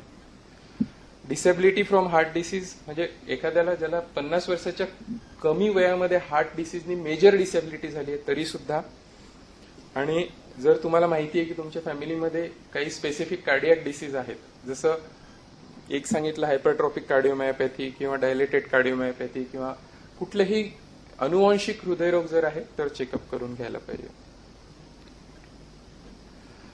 पुढे जाऊन आता म्हणजे हे नॉर्मल झालं. आता ह्यामध्ये आणखी इन्व्हेस्टिगेट म्हणजे आपण म्हणतो ट्रेडमिल, तर मग सगळ्यांनी ट्रेडमिल टेस्ट करायला हवी का? पुष्कळ वेळा वी सी अ पेशंट म्हणजे I think in last month also we got one patient, त्याला मॉर्निंगला म्हणजे he was like a season athlete. तो म्हणायचा की मी रोज सकाळी 5-6 किलोमीटर डेली चालतो. I won't say a marathon runner but 5-6 kilometre fast brisk walking करणारा डेली माणूस. First time he had a syncope, त्याला थोडी चक्कर आली, nothing else. And he came to my clinic, म्हणजे माझ्या क्लिनिकमध्ये फक्त दाखवायला आला. ही वॉज इन डिनायल मोड. मला फक्त साधे चक्कर आले माझ्या सकाळी. मी त्याने म्हटलं you get a treadmill done. त्यामुळे मी रोज सकाळी 6 किलोमीटर धावतो, मी कशाला ट्रेडमिल करू? म्हटलं ठीक आहे तुम्ही धावता पण तुम्हाला ईसीजी नसतो लावलेला, मला धावताना तुमचा ईसीजी बघायचा आहे. Then he get convince. And while walking on treadmill he collapsed. He had a VT. आम्हाला त्याला शॉक करावं लागलं आणि in angiography he has triple vessel disease म्हणजे त्याच्या तिन्ही रक्तवाहिन्यांमध्ये ब्लॉक होते आणि सरांनीच त्याची बायपास केली आमच्याच hospital. So it is like why this happens because we take no I am such a fit person, I do exercise regularly, my diet is very proper, so I cannot get heart disease. No, that is a false security. No one is immune to heart disease. Yes, you do exercise, you follow proper diet, the severity of the disease is definitely reduced. You may not have the same complaints, same severity of the disease, but you are not immune to heart disease. So we should not ignore the symptoms. So when we should go for treadmill test, so those who are between 40 to 65 years of age, again we select some patients we advise or some sports person to advise us treadmill, like those who are hypertensive, those who smoke, those who have diabetes, and those who have history of heart disease in a family. But those who are above 65 years of age, they should all get stress test done or treadmill test done before running. If they haven't done, they should get it. Now, how to prevent a sudden cardiac death? The first thing means we are insisting on this, don't ignore the symptoms, because whenever something this happens, the first thing we notice that person, that X person has ignored some warning signs and that has escalated into a cardiac arrest. So how to prevent the things means, yes, we cannot prevent it totally, but yes, we can reduce the incidence definitely. So if you ignore the symptom, the crucial opportunity to treat that disease is lost. So first thing, as I said, don't ignore. Seek medical help earlier. So even if you are running, stop and just tell that I am having this complaint.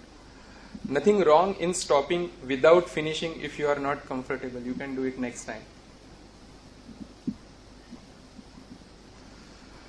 And those who are already having heart disease, म्हणजे ज्यांना heart attack आलाय, पुष्कळ वेळा patient आमच्याकडे येतात आणि विचारतात की आम्हाला आता हार्ट अटॅक आलाय, एंजिओप्लास्टी झाली, should we run? So every patient cannot run. It has to be individualized. It depends on so many things.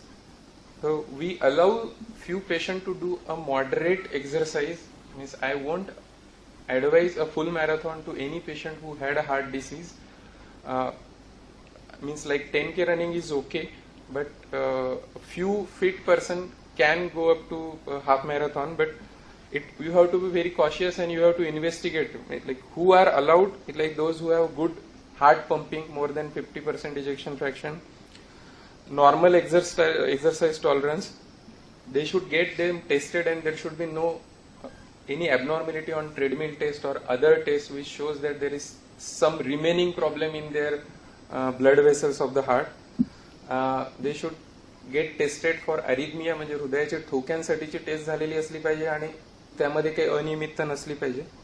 तर ह्या सगळ्या गोष्टी असल्या तर selectively we allow some patient to do a controlled exercise. Train properly. सरांनी या विषयावर already बोललेच आहेत, त्यामुळे मी यात फार डिटेलमध्ये जाणार नाही. मी पण 10 किलोमीटरचे 5-6 वेळा पडलोय, पण I never run a half marathon simply because I was not able to train myself for that, and that we have to accept and accordingly follow it. So if you are going to run, means you, like sir said, if you are running 5-6 kilometer daily and then you try for 21 kilometer, you are going to get a problem. Normally जे norms आहे त्याप्रमाणे for every 5 to 8 kilometer running at least you need a 1 month training. So if you want to run for 21 kilometer and you are a new or you are a beginner, then it will take at least 3 to 4 months to reach that stage and that practice, and then and only then you should go for that. And if you want to go for full marathon, then 5 to 6 months of the training. So without that, if you are running, then it's a problem. So don't push unnecessarily. You should almost feel refreshed after a workout. So if you are practicing 6 days a week and 2-3 times you are feeling that no, I may not be able to complete this, then again then you should think whether you should go for that now or you should still take a back bit and then again restart. Drink optimum water. Sir has already said around 800 per hour is recommended. And there is one misconception, then if you take a water with electrolytes, it will prevent you hyponatremia or something. It's not like that. It contains like sodium content is around 23 milliequivalent and our blood has around 143. So it's not protective, but yes, it reduces the cramp up to some limit. But and again you have to change it according to weather. If you are running in a dry, hot weather, then your water intake has to be more. If you are running in cold weather, then it has to be less. After finishing, if you are running half or a full marathon, then don't stand after finishing. Sit or lie down for few minutes. As exercise associated postural hypotension, मी जे सुरुवातीला सांगितलं की blood pressure कमी होऊ शकतं थांबल्यानंतर सीझन्ड athletes मध्ये, it happens after stopping. So when you stop, either you sit or lie down for few minutes, then get up and start warming up if you want to do it. And as we said, sudden cardiac death, the incidence is low, but survival is comparatively good in athletes, those who do endurance sports. If you say that a general common person from a general population, if they have cardiac arrest, the chances of survival is less in them as compared to athletes. So almost whatever cardiac arrest has occurred, 80% of the people who get on-time treatment, they have survived. So deaths are very less as compared to general population. Early CPR and DC shock rhythm or shockable rhythm are favorable factors. So in nutshell, train yourself properly, don't overstretch, don't ignore the symptoms, proper hydration, and get prior checkup if indicated. Thanks for patient listening.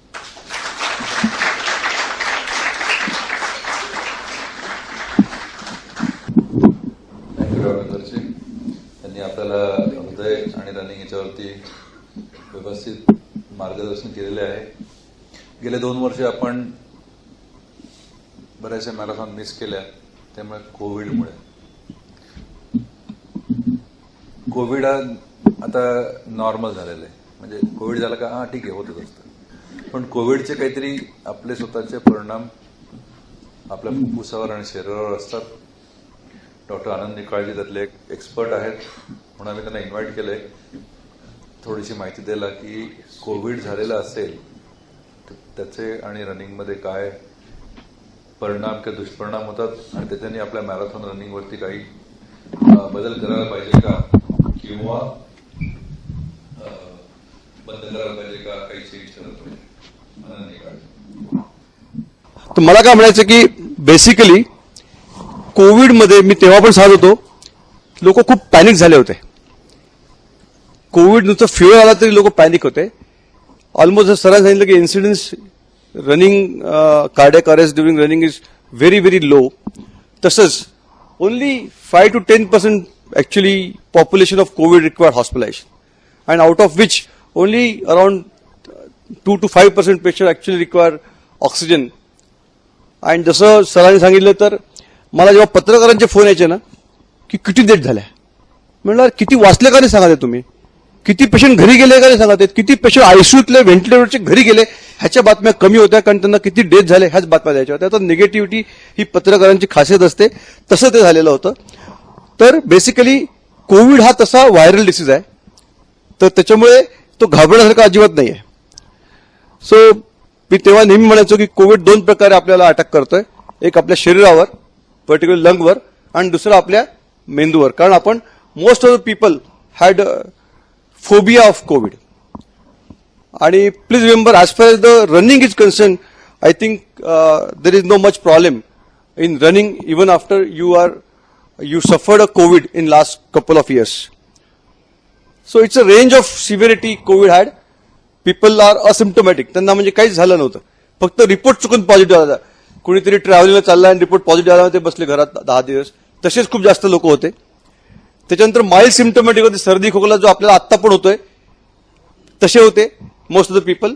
काही लोकांना moderate kind of Covid होतं, ज्यांना hospital admit करावं लागलं, आणि काही लोक severe कोविडमध्ये होते ज्यांना ऑक्सिजन लागलं. काही लोकांना ते तुम्हाला सगळ्यांना माहिती, हाय फ्लो, NIV, बायपॅप आणि व्हेंटिलेटर वगैरे लागलं.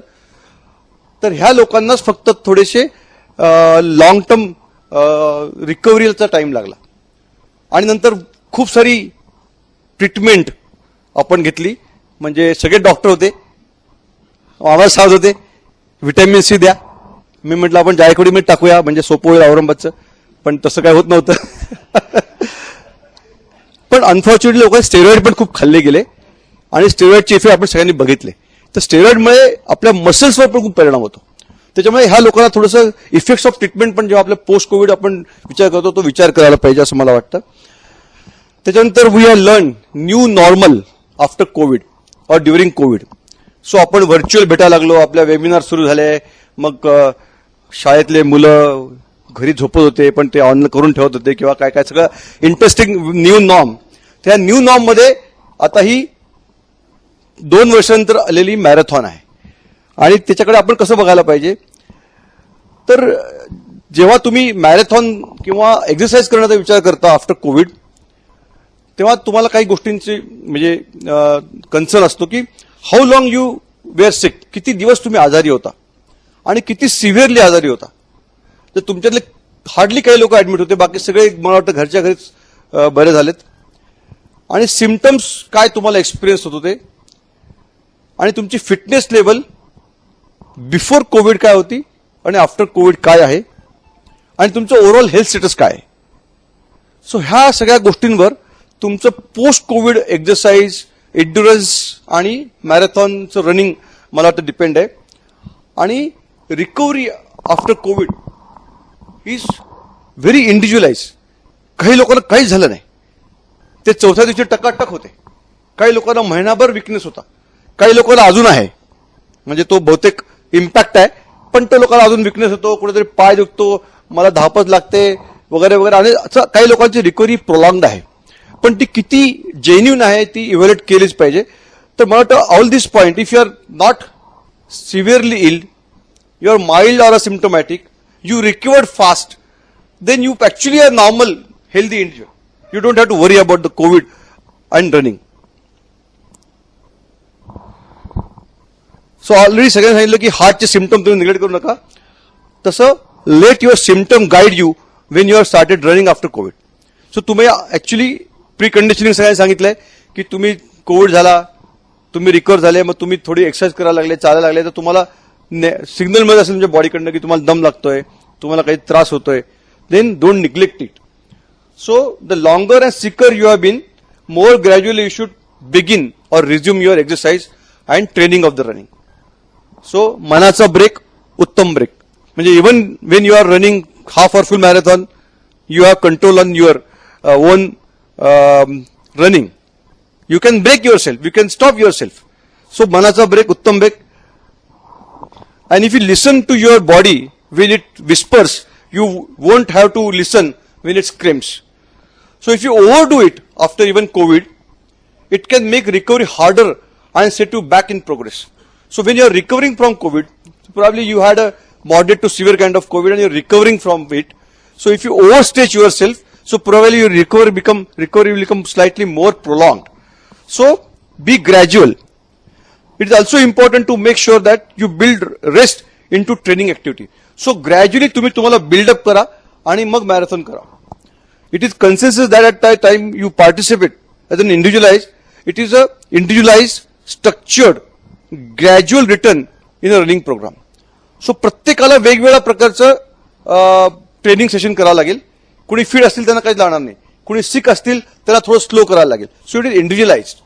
त्याच्यानंतर स्ट्रक्चर्ड, टप्प्याटप्प्याने आपल्याला ते स्ट्रक्चर्ड मेनी करायचंय, ग्रॅज्युअल करायचंय when you return to running kind of exercise.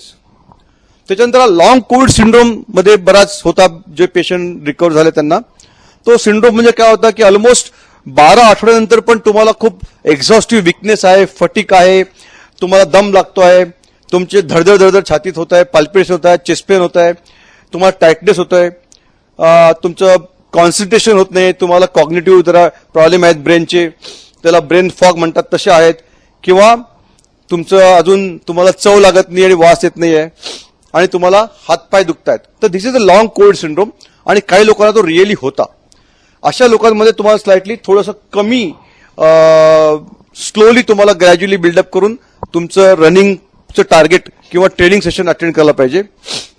There is no strict cut off rule की तुम्ही किती करायला पाहिजे, कसं करायला पाहिजे, अमाऊंट ऑफ डेज की तुम्ही किती दिवसानंतर तुमचं रनिंग किंवा ट्रेनिंग ऍक्टिव्हिटी चालू केली पाहिजे. No clear cut rules, but it mostly depend on your symptoms. So तुम्हाला त्रास होत असेल तर स्लो करा, नसेल तर तुम्ही तुमचं ट्रेनिंग जर सांगितलं 1 महिना आधी, 2 महिने, 3 महिने तुम्ही चालू करू शकता. Some people do not experience any residual symptoms, so 0 symptoms, you are fine, don't worry about the COVID. Okay, then दुसरी एक बाजू आहे एक्स्ट्रीम स्टेज की ज्यांना खूप सिव्हिअर सिम्टम्स आहेत, त्यांना रेसिड्युअल सिम्टम्स आहेत, त्या लोकांनी थोडी जास्त काळजी घेतली पाहिजे when you are planning for running in a marathon. However, most of the patient with long COVID syndrome will recover within 1 to 3 months.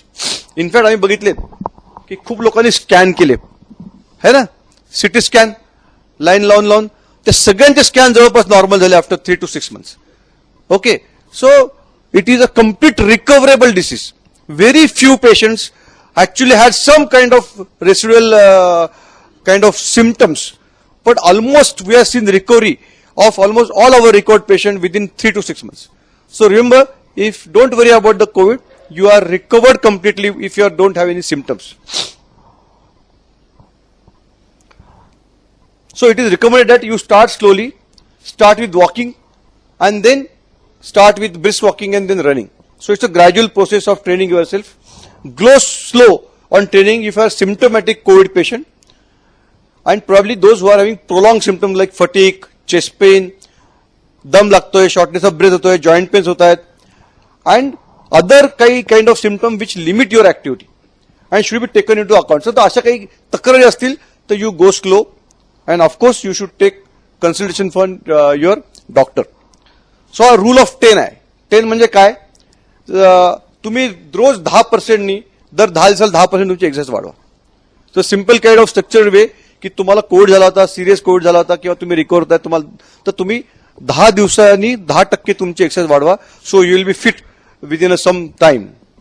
If like activity causes symptoms to worsen, it would be worth seeking a formal medical consultation and rehabilitation care.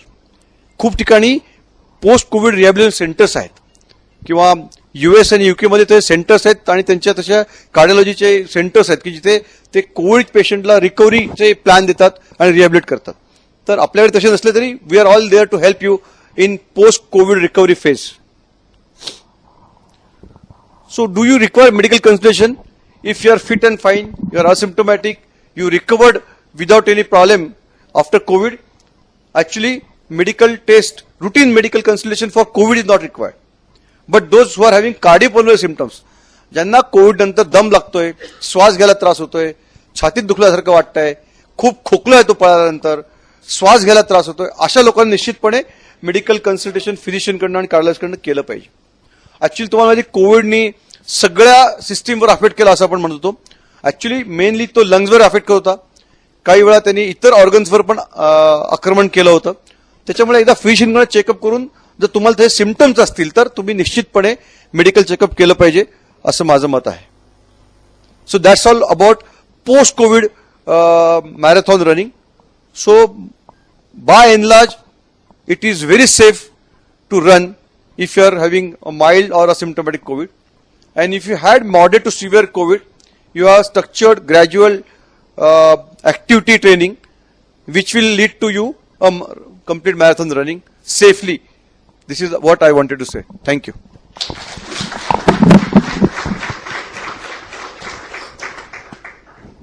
अतिशय सोप्या आणि सुंदर भाषेत खूप अवघड विषय या तिघांनी पण आपल्यासमोर उलगडून ठेवला. मला पूर्ण खात्री आहे की या पूर्ण माहितीचा उपयोग आपल्या सगळ्यांना आपल्या वर्कआउटमध्ये होणार आहे. रादर आपण तो करून घ्यायला हवा.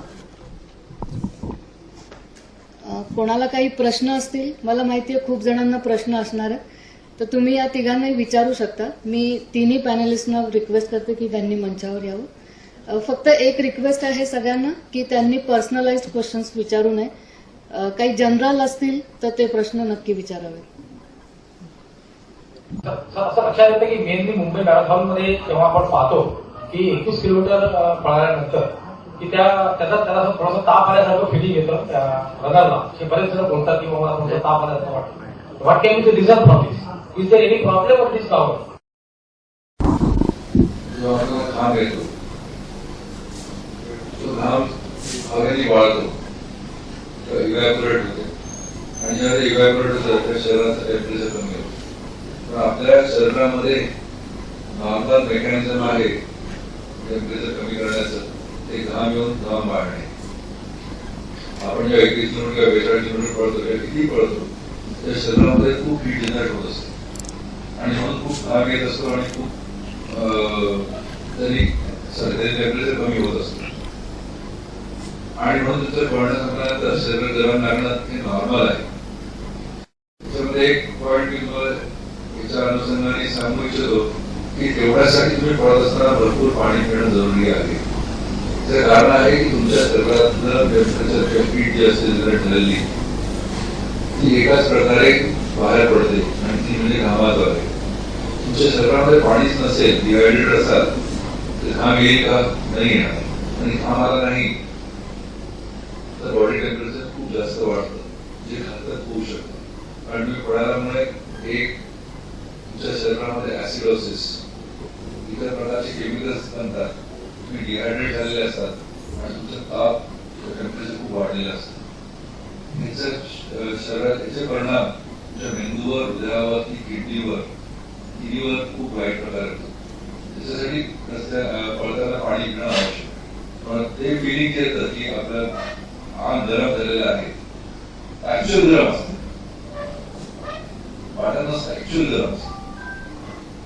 बरेच घरामध्ये ते असतात ते पाणी टाकतं अंगावर, ते स्पंज असतात, ते झोन असतात म्हणजे वॉटर झोन तेवढ्यासाठी असतात. क्रायपॅडची कारणं वेगवेगळी असतात. सर्वात महत्वाचं जेव्हा आपण मसाज वापरतो तेव्हा ते कॉन्ट्रॅक्ट आणि रिलॅक्स होत असतात, म्हणजे आकुंचन प्रसारण पावत असतात.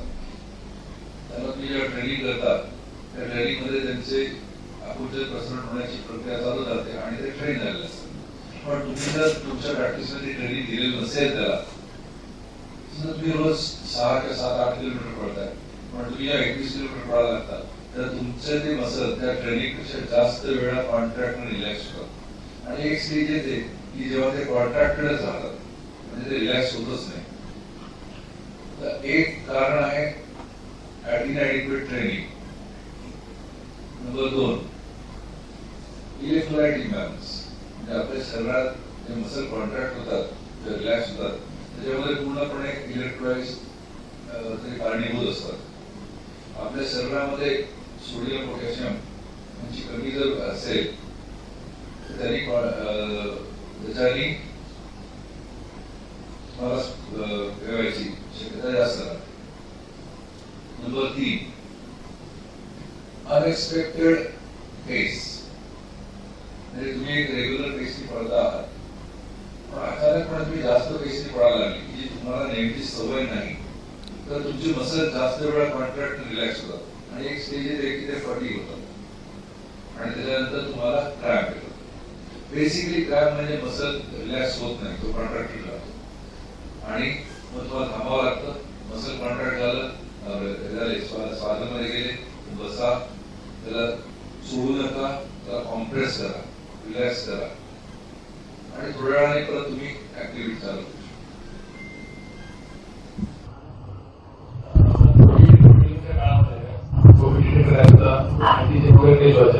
people by large or people like me, they were being away from the test.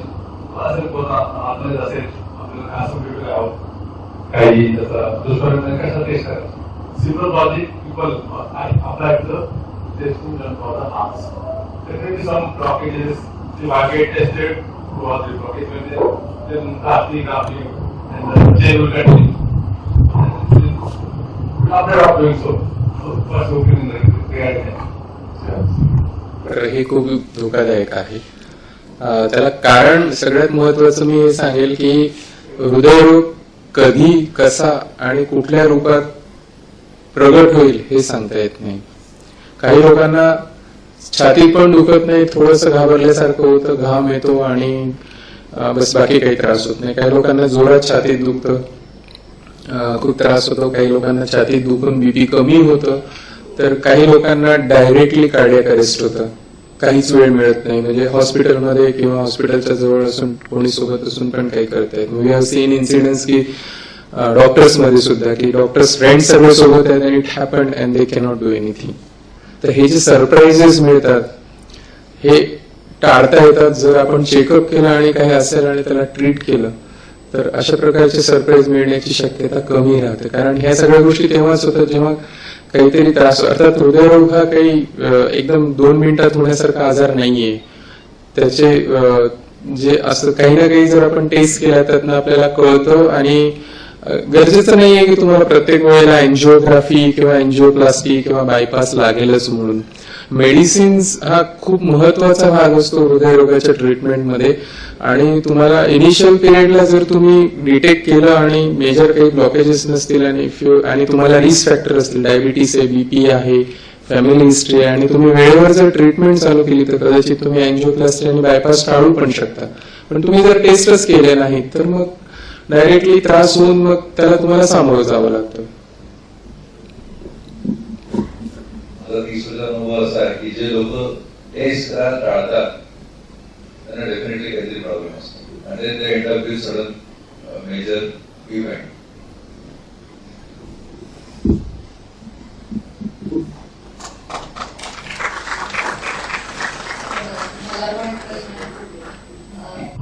वयाची 50 ओलांडल्यानंतर ते असं बरेच लोक पाहिले की ते इकोस्प्रिंट सुरू करतात, तर हे ऍडवायझेबल आहे का? कुठलंही कारण नसताना आणि कुठलीही टेस्ट केली नसताना इकोस्प्रिन घेणं अर्थातच योग्य नाही आणि ते रिकमेंडेड नाही. तो ट्रेंड आहे, म्हणजे इंडियातच आहे असं नाही, US मध्येही आहे. बेबी ॲस्पिरिन म्हणून त्यांना तिथं एक फार लो डोसमध्ये ॲस्पिरिन मिळतं. So many people take it. पण ॲस्पिरिन अननेसेसरी, कुठलीही गोष्ट अननेसेसरी करण्यामध्ये तुम्हाला बेनिफिट त्यामध्ये नसतात and whatever small risk is that you take. त्यामुळे ॲस्पिरिनचे फायदे ज्यांना हृदयरोग आहे किंवा ज्यांना होण्याची शक्यता जास्त आहे अशा लोकांना डेफिनेटली आहे.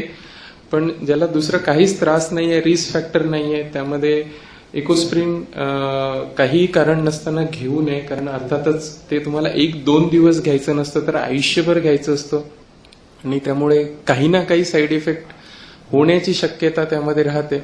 जेव्हा आपल्याला गरज आहे तेव्हा आपण काही साईड इफेक्ट त्यातले ऍक्सेप्ट करू शकतो. वेन यू आर, म्हणजे तुम्हाला त्याची गरजच नाहीये तर मग तुम्ही ते साईड इफेक्ट स्वतः ओढवून का घ्यावेत, कारण ती लाईफ लॉंग ट्रीटमेंट असते प्रॉब्लेम. आपल्या सर्वांसाठीच हा अतिशय गौरवाचा क्षण आहे की आपल्यापैकीच काही जणांनी आयर्नमॅन कंप्लीट केली, कॉम्रेड्स कंप्लीट केली. कॉम्रेड्स ही जवळपास 90 किलोमीटरची अल्ट्रा मॅरेथॉन आहे. ती साऊथ आफ्रिकेतील डर्बन आणि पीटर मॅरिट्सबर्ग दरम्यान होत असते. ही जगातली सर्वात मोठी आणि सगळ्यात जुनी अल्ट्रा मॅरेथॉन आहे. जवळपास 12 तासांचा कट ऑफ यासाठी असतो आणि आपल्यापैकी तिघांनी हे सक्सेसफुली कंप्लीट केलेलं आहे. या तिघांचा गौरव सोहळा आपण आता करणार आहोत.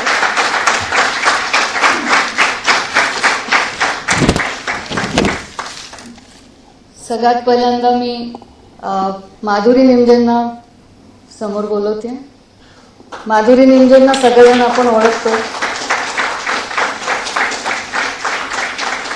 त्यांनी टोटल 34 हाफ मॅरेथॉन केल्या, 2 अल्ट्रा हाफ ज्या 25 किलोमीटरच्या आहेत, 2 35 किलोमीटरच्या अल्ट्रा हाफ मॅरेथॉन्स केल्या, 1 फुल मॅरेथॉन केलेली आहे, 2 अल्ट्रा रन्स केलेले आहेत 50 किलोमीटरचे, स्टेडियम रन्स 5 केलेले आहेत 12 तासांचे, 100 किलोमीटर रन केलेले आहे.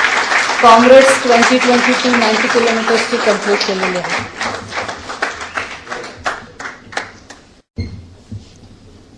मॅडम खूप प्रयत्न करतात सगळं सस्पेन्स ठेवायचं, पण त्यांची कामयाबी डंका वाजवते शेवटी. 50 किलोमीटरचे नितीन चौधरी सरांना समोर बोलवते. 12 तासांचे सरांनी 11 हाफ मॅरेथॉन्स केल्या, 6 फुल मॅरेथॉन्स केल्या आहेत, 2 अल्ट्राज केल्या 50 किलोमीटरचे, 2 कॉम्रेड्स केल्या अपहिल अँड डाऊनहिल, एक 2019 मध्ये आणि 2022 मध्ये.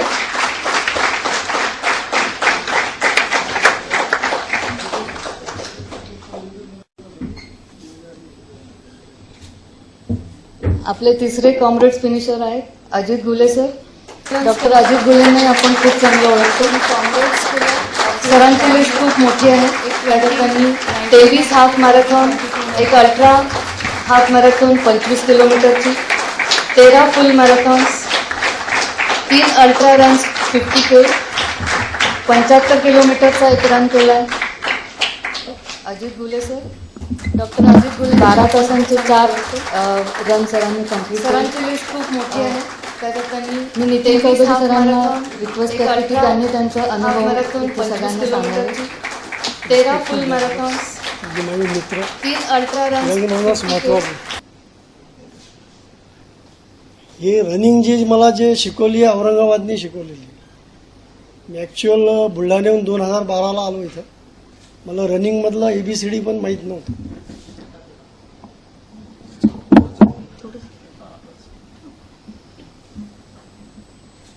तर याच्यात जे रनिंग जी चालू केली मी 2012ला औरंगाबादला आल्यानंतर, 2016ला पहिला रन केला मी 10 किलोमीटर हैदराबादचा, आणि नंतर आलो मी गुले सरांच्या संपर्कात. ॲक्च्युअल हे जे कॉम्रेडचं जे दोन्ही रन केले मी अप आणि डाऊन, हे 2 लोकांना श्रेय जाते, गुले सर आणि आमचे कोच गोडबोले सर. पहिली जी मी फुल मॅरेथॉन केली मुंबईची गुले सरांसोबत, तर त्यांनी मला विचारलं की बाबा कॉम्रेड मॅरेथॉन करायची का. म्हटलं सर तुम्ही सांगा. तर म्हणजे कॉम्रेड मॅरेथॉन करायची. तर कॉम्रेडचं पण बाबतीत मला काहीच माहिती नव्हतं. तर 2019ला मी अप रन घुले सरांसोबत केला, आता 22ला डाऊन रन. तर हे जे रनिंगचं कॉम्रेडचं जे श्रेय आहे हे पूर्ण घुले सरांना जाते. फक्त एवढंच बोलण्याकरता मी मॅडमला बोलून की मला बोलायचं. थँक्यू. अजित गुले सर, आम्हाला तुमचेही अनुभव ऐकायचे. नमस्कार. Honorable doctors, APV Blackbird, young runners and all the runners. साधारणपणे मी 2010 पासून रनिंग चालू केली. त्याचे कारण पण वेगळे आहेत. मला एक तर हायपोथायरॉइडिझम आहे आणि मला सिव्हिअर L3 L4चा प्रॉब्लेम होता. मी जवळपास 10-12 डॉक्टर पालते घातले, मुंबईपर्यंत जाऊन आलो, 3-4 MRI केले, काही निघत नव्हतं. म्हणजे मायनर होतं, कोणी काहीच घ्यायला तर नाही. मग शेवटी मी रनिंगकडे वळलो आणि रनिंग करता करता माझा तो पेन ऑलमोस्ट गेला. मग त्याला मी मेडिसिन, आता running is like a medicine तुम्ही, पण हळूहळू पळता पळता 10, 21, मग 42 हळूहळू पॅशन डेव्हलप झालं. मग पॅशन डेव्हलप झालं, मग मला आपले ABB फॉर्म झालं. मग गारपोरे सर भेटले. तर गारपोरे सरमध्ये मॅरेथॉनचे विकिपीडिया, मला गारपोरे सरांसोबत पळायला त्यांनी खूप मला म्हणजे त्यावेळेस नॉलेज दिलं. आम्ही गारपोरे सर ABB मध्ये आम्ही फर्स्ट केली, आम्ही 42 करू. मग 2015 मी जेव्हा हैदराबाद मॅरेथॉन पळालो, मला गारपोरे सरने त्यावेळेस पण सांगितलं म्हणजे सर काय आहे कॉम्रेड्स. मग तेव्हा मला सरने सांगितलं की मला आपण एक पळून बघू. साठी मी 2015ला 2019 4 वर्ष लावले. म्हणजे मी त्याच्यासाठी 50 पळालो, 75 पळालो, 12 तास पळालो. म्हणलं आता आपण करू. आणि चौधरीला एक दिवस मी म्हणलं, यार चौधरी तू कॉम्रेड्स जोडेगा क्या? बोले क्या होता है? मी बोललं ठीक आहे, तू बरोबर. मग मला म्हणे, पण त्यांनी 2 फुल मॅरेथॉन केलेल्या. म्हटलं 2 फुल मॅरेथॉन जस्ट काही बोललो तो हो म्हटला. म्हणजे ठीक आहे, फॉर्म भरला, त्याला काहीच माहित नव्हतं आणि त्यांनी फिनिश केली. मग आम्ही जेव्हा अप्रिल गेलो तेव्हा मग तिथलं माहोल बघून आम्ही म्हणजे निर्णय घेतला की डाऊनहिल पण करायचं, कारण तिथला माहोल जरा वेगळा आहे. आता ह्यावेळेस ऍक्च्युली जसं घटना घडलेल्या आहेत सर, तिथं पण 2 इन्सिडेंट झाले की 2 लोक मेले आणि तेव्हा इलाइट रनर्स. म्हणजे आपण असं म्हणू शकत नाही, इथले लोक तर आपल्याकडे स्ट्रॉंग असतात, genetically they are very much strong, पण स्टील 20 people वर सिरियस. आउट ऑफ 20, 11 वर इन ICU आणि 2 people डेड. पण त्यांच्यामध्ये एवढं त्यांचं जे मेडिकल आम्ही जे बघितलं ना की मेडिकल फॅसिलिटी म्हणजे जसं एक 2 रनर कोलॅप्स झाला, CPR दिलं, त्याला इंटिब्युट केलं, लगेच त्याने अँब्युलन्स, तिथून लगेच त्यांनी एअर अँब्युलन्स बोलवलं. पूर्ण 2 हायवे असतात, हा जुना रोड आहे आणि तो नवीन हायवे, तो नवीन हायवे पूर्ण ब्लॉक केला, एअर अँब्युलन्स बोलवलं, त्यांनी त्याला घातलं डायरेक्ट म्हणजे दरबन. म्हणजे कसं आहे की मेडिकल आपल्याला हे पण गरजेचं असतं. जसं इन्सिडेंट वाढायला लागले म्हणजे उद्या गालबोट नको, आपण काहीच केलं नाही. तर सांगायचं म्हणजे याच्यासाठी आपल्याला आम्ही म्हणजे जवळपास 6 महिन्यापासून ट्रेनिंग करतो. म्हणजे माझी ट्रेनिंग म्हणजे आमची ट्रेनिंग 1 मार्चपासून सुरू झाली आणि जवळपास 6 महिन्यामध्ये जवळपास 1300-1400 किलोमीटर आम्ही मायलेज केलं. पण यावेळेस थोडं फटीक झालं, कारण रनिंग पण होती, आता पेशंट पण यावेळेस नंतर वाढले, सेकंड हाफ मध्ये खूप पेशंट वाढले, मला बऱ्यापैकी फटीक झालं. त्यामध्ये शेवटचे मी 2 रन स्किप केले आणि मला 55 किलोमीटर नंतर म्हणजे मी ऍक्च्युली क्विट करणार होतो, कारण मला कमरेपासून पाय खूप दुखायला लागले. मग मी आमच्या मॅडमला फोन केला की मला असं क्विट करायचं आहे. मॅडम म्हटलं की तू क्विट करू नकोस, तू फिनिश करायचा प्रयत्न कर. पण हळूहळू कट ऑफ मी पार करतो, कारण शेवटी 12चा पण पेसर पुढे निघून गेला आणि सायकोलॉजिकल बॅरियर आलं की आता आपलं होत नाही. पण मग हळूहळू मी काय केलं, 3 कट ऑफ पार केले. आता 81च्या cut off I was having 9.5 kilometres to go in 65 minutes. म्हणजे मला 65 मिनिटांमध्ये 9.5 किलोमीटर करायचं होतं. आता मला सुद्धा माहिती कसं झालं, मीन्स आय थिंक माझं इट्स अ मिरेकल आणि इट वॉज इम्पॉसिबल टास्क. म्हणजे मला असं वाटतं की मी कम्प्लीट केलंच नाही, जस्ट 2 मिनिटं असताना मी फिनिश केलं ते, आणि जे की वॉज व्हेरी इम्पॉसिबल टास्क. तर आमचे चौधरी म्हणले की गोडबोले सरांचं श्रेय आहे की त्यांनी चांगलं आम्हाला गाईड केलं. नंतर आमच्या मॅडमचं श्रेय आहे की तुम्हाला सांगितलं क्विट करू नकोस, आणि डायटिशियन म्हणजे कुलकर्णी त्यांनी पण बऱ्यापैकी गाईड केलं. याच्यामध्ये मजा येते कॉम्रेड्समध्ये, तुम्हाला चेअर करायला पण खूप, इंडियन्सला खूप चेअर करतात तिथे आणि त्याच्यामुळे आपलं मोटिवेट होतो. म्हणजे शेवटच्या 9.5 किलोमीटर्स नंतर 81 किलोमीटरला एक माहित नाही कोण होतो, त्यांनी मला एकच सांगितलं, म्हणजे आपण नॉ प्रिंट केलेलं असतं, मी पुढे केला डॉक्टर, तो पुढे माझ्या एक रॅन विथ मी 1 किलोमीटर आणि त्याला मला चांगलं गायडन्स केलं. तो म्हटलं you do one thing, only you run 2 pace below 6. शेवटचे 9 बिलो 6 to 2 पेस कर, यू विल डेफिनेटली फिनिश. हे मला वाटतं त्यांनी पण मला म्हणजे बरंच त्याला वाटलं होतं की मी फिनिश करेल, हा त्याने मुळाचा सल्ला दिला. आणि टफ होती. सुरुवातीला टेम्परेचर वॉज 6 to 7 डिग्रीज, दुपारी ऊन होतं आणि संध्याकाळी जसं डरबनला पोहोचलो त्यावेळेस पाऊस सुरू झाला. म्हणजे 3 ऋतुमानामध्ये मी हे फेस केलं. बेसिकली मला एक अजून याची वाटते की डाएट, न्यूट्रिशन आणि ह्यावेळेस मी अनुभवलं की proper rest, rest and recuperation is very much important for the recovery. कारण तुम्ही जर रिकव्हर नाही झाला तर इट्स व्हेरी डिफिकल्ट. म्हणजे ऑल थिंग्स गो टफ. मग मे बी जसं काही घटना घडू शकतात म्हणजे त्या हिशोबाने. आणि पळणं हे चांगलं आहे. म्हणजे मला असं वाटतं की असं कोणी क्विट करू नये. छंद म्हणून पळा, तुम्हाला जर पॅशन म्हणून पळा. आता एवढंच की आपल्या वयानुसार आपण पळलं पाहिजे. की जसं सर म्हणलं की 35च्या आत यंग रनर्स असतात. आफ्टर 35 थोडं आपल्या एजनुसार, आपल्या हार्ट रेटनुसार आपण पळलं पाहिजे. नाही तर मग म्हणजे कसं काही घटना होणार नाही. आणि साधारणपणे मी पण दरवर्षी 3 टेस्ट करून घेत असतो. ECG, कलर डॉपलर आणि 2D एक ऍज आणि बाकीचे ब्लड टेस्ट करून घेत असतो. तर मला एवढंच म्हणे असं काही घाबरू नका, सगळं पळा, पॅशन ठेवा, काही ना काही छंद जोपासला पाहिजे. त्यावेळी काही नाही, आपण पैसे तर रोज कमवतात, सगळेच कमवतात, पण काहीतरी स्वतःला एक छंद, आपलं आयुष्य जगायचंय, काहीतरी पुढं काहीतरी एक ध्येय असतं. रोज काही ना काही नवीन नवीन एक चॅलेंजेस स्वीकारले किंवा आपल्याला म्हणजे आयुष्यामध्ये मजा येते. बाकी मला एवढंच माहिती. आणि मी पुन्हा एकदा एबीपीला धन्यवाद देतो की त्यांनी आज आमचा सगळ्यांचा सहकार केला आणि पॅनलिस्टला पण धन्यवाद देतो की त्यांनी सगळ्यांना चांगलं मार्गदर्शन केलं. धन्यवाद.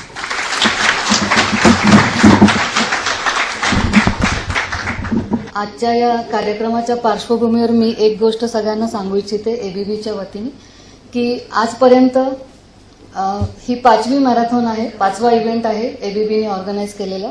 आजपर्यंत जे 4 इव्हेंट झाले, 4ही इव्हेंट्सला CPR ट्रेनिंग आपण व्हॉलंटियर्ससाठी अरेंज केलं होतं आणि त्याप्रमाणे व्यवस्थित ट्रेन व्हॉलंटियर्स ऑन रूट होते. त्याचप्रमाणे याही वर्षी 2 सेशन्स आपण अरेंज केलेले आहेत आणि व्हॉलंटियर्सना आणि जे फिटनेस पार्टनर म्हणून येतील त्यांनाही हे ट्रेनिंग दिलं जाईल. मी प्रशांतला विनंती करते की आजचा प्रोग्राम त्यांनी कन्क्लूड करावा.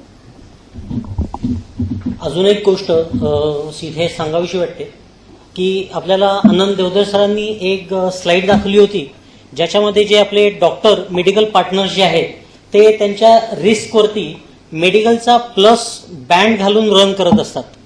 तर सगळ्यांना फक्त रिक्वेस्ट एवढीची आहे की ती फक्त त्यांची जबाबदारी नाहीये की ते पळताना लोकांना पाहतील आणि कोणी जर डेंजरमध्ये किंवा कोणाला मदतीची गरज असेल तर त्यांना मदत करतील. आपण नेहमी म्हणतो की लिसन टू युअर बॉडी. आपण पळताना आपल्याला काय होतं हे आपल्याला सगळ्यात जास्त माहिती असतं. मी उलट सांगेन की if you see any medical helper जो तुमच्या आसपास जातोय आणि तुम्हाला काही त्रास होत असेल तर हक्काने त्याला तुम्ही अडवू शकता, त्यांना तुम्ही विचारू शकता आणि त्यांची हेल्प इथे घेऊ शकता.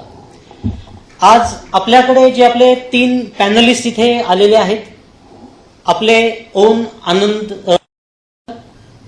डॉक्टर आनंद निकालजे सर आणि डॉक्टर मिलिंद खर्चे सर, या तिघांनी सुद्धा वेळात वेळ काढून खास आपल्याकरता, आपल्या हेल्थ करता जे छान इथे प्रेझेंटेशन तयार केलं आणि आपल्याला या मेडिकल फिटनेस आणि याच्याबद्दल आपलं जे नॉलेज अपडेट केलं, जो ब्रेन वॉश केला, त्याच्याबद्दल मी एबीपीकडनं त्यांचे खरंच मनापासून धन्यवाद मानतो.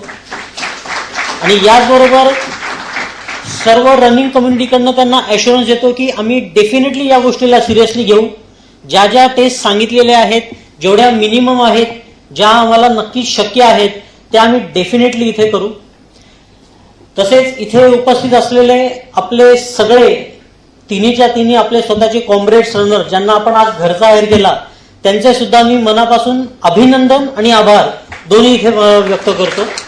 आणि आपण सर्वजण ज्यांच्याशिवाय हा कार्यक्रम होऊ शकला नसता, इनफॅक्ट हा सगळा कार्यक्रम आपलाच आहे आणि आपल्या करताच आहे, तरी त्याच्याकरता तुम्ही वेळात वेळ काढून आलात, याच्याकरता तुमचे सुद्धा आभार मान्य करतो. आजचा हा आपला इव्हेंट इथेच संपला आहे मी इथे डिक्लेअर करतो. आणि एबीपीची जी आपली टॅगलाईन आहे सेफ रनिंग, #सेफरनिंग, ही आपण नुसती फोटोत पाहणार नाही तर ती आपल्या रनिंगमध्ये सुद्धा आपण इम्प्लिमेंट करणार आहोत. हे सगळ्यांनी मनापासून ठरवावं अशी सगळ्यांना विनंती करतो. थँक्यू. Good night.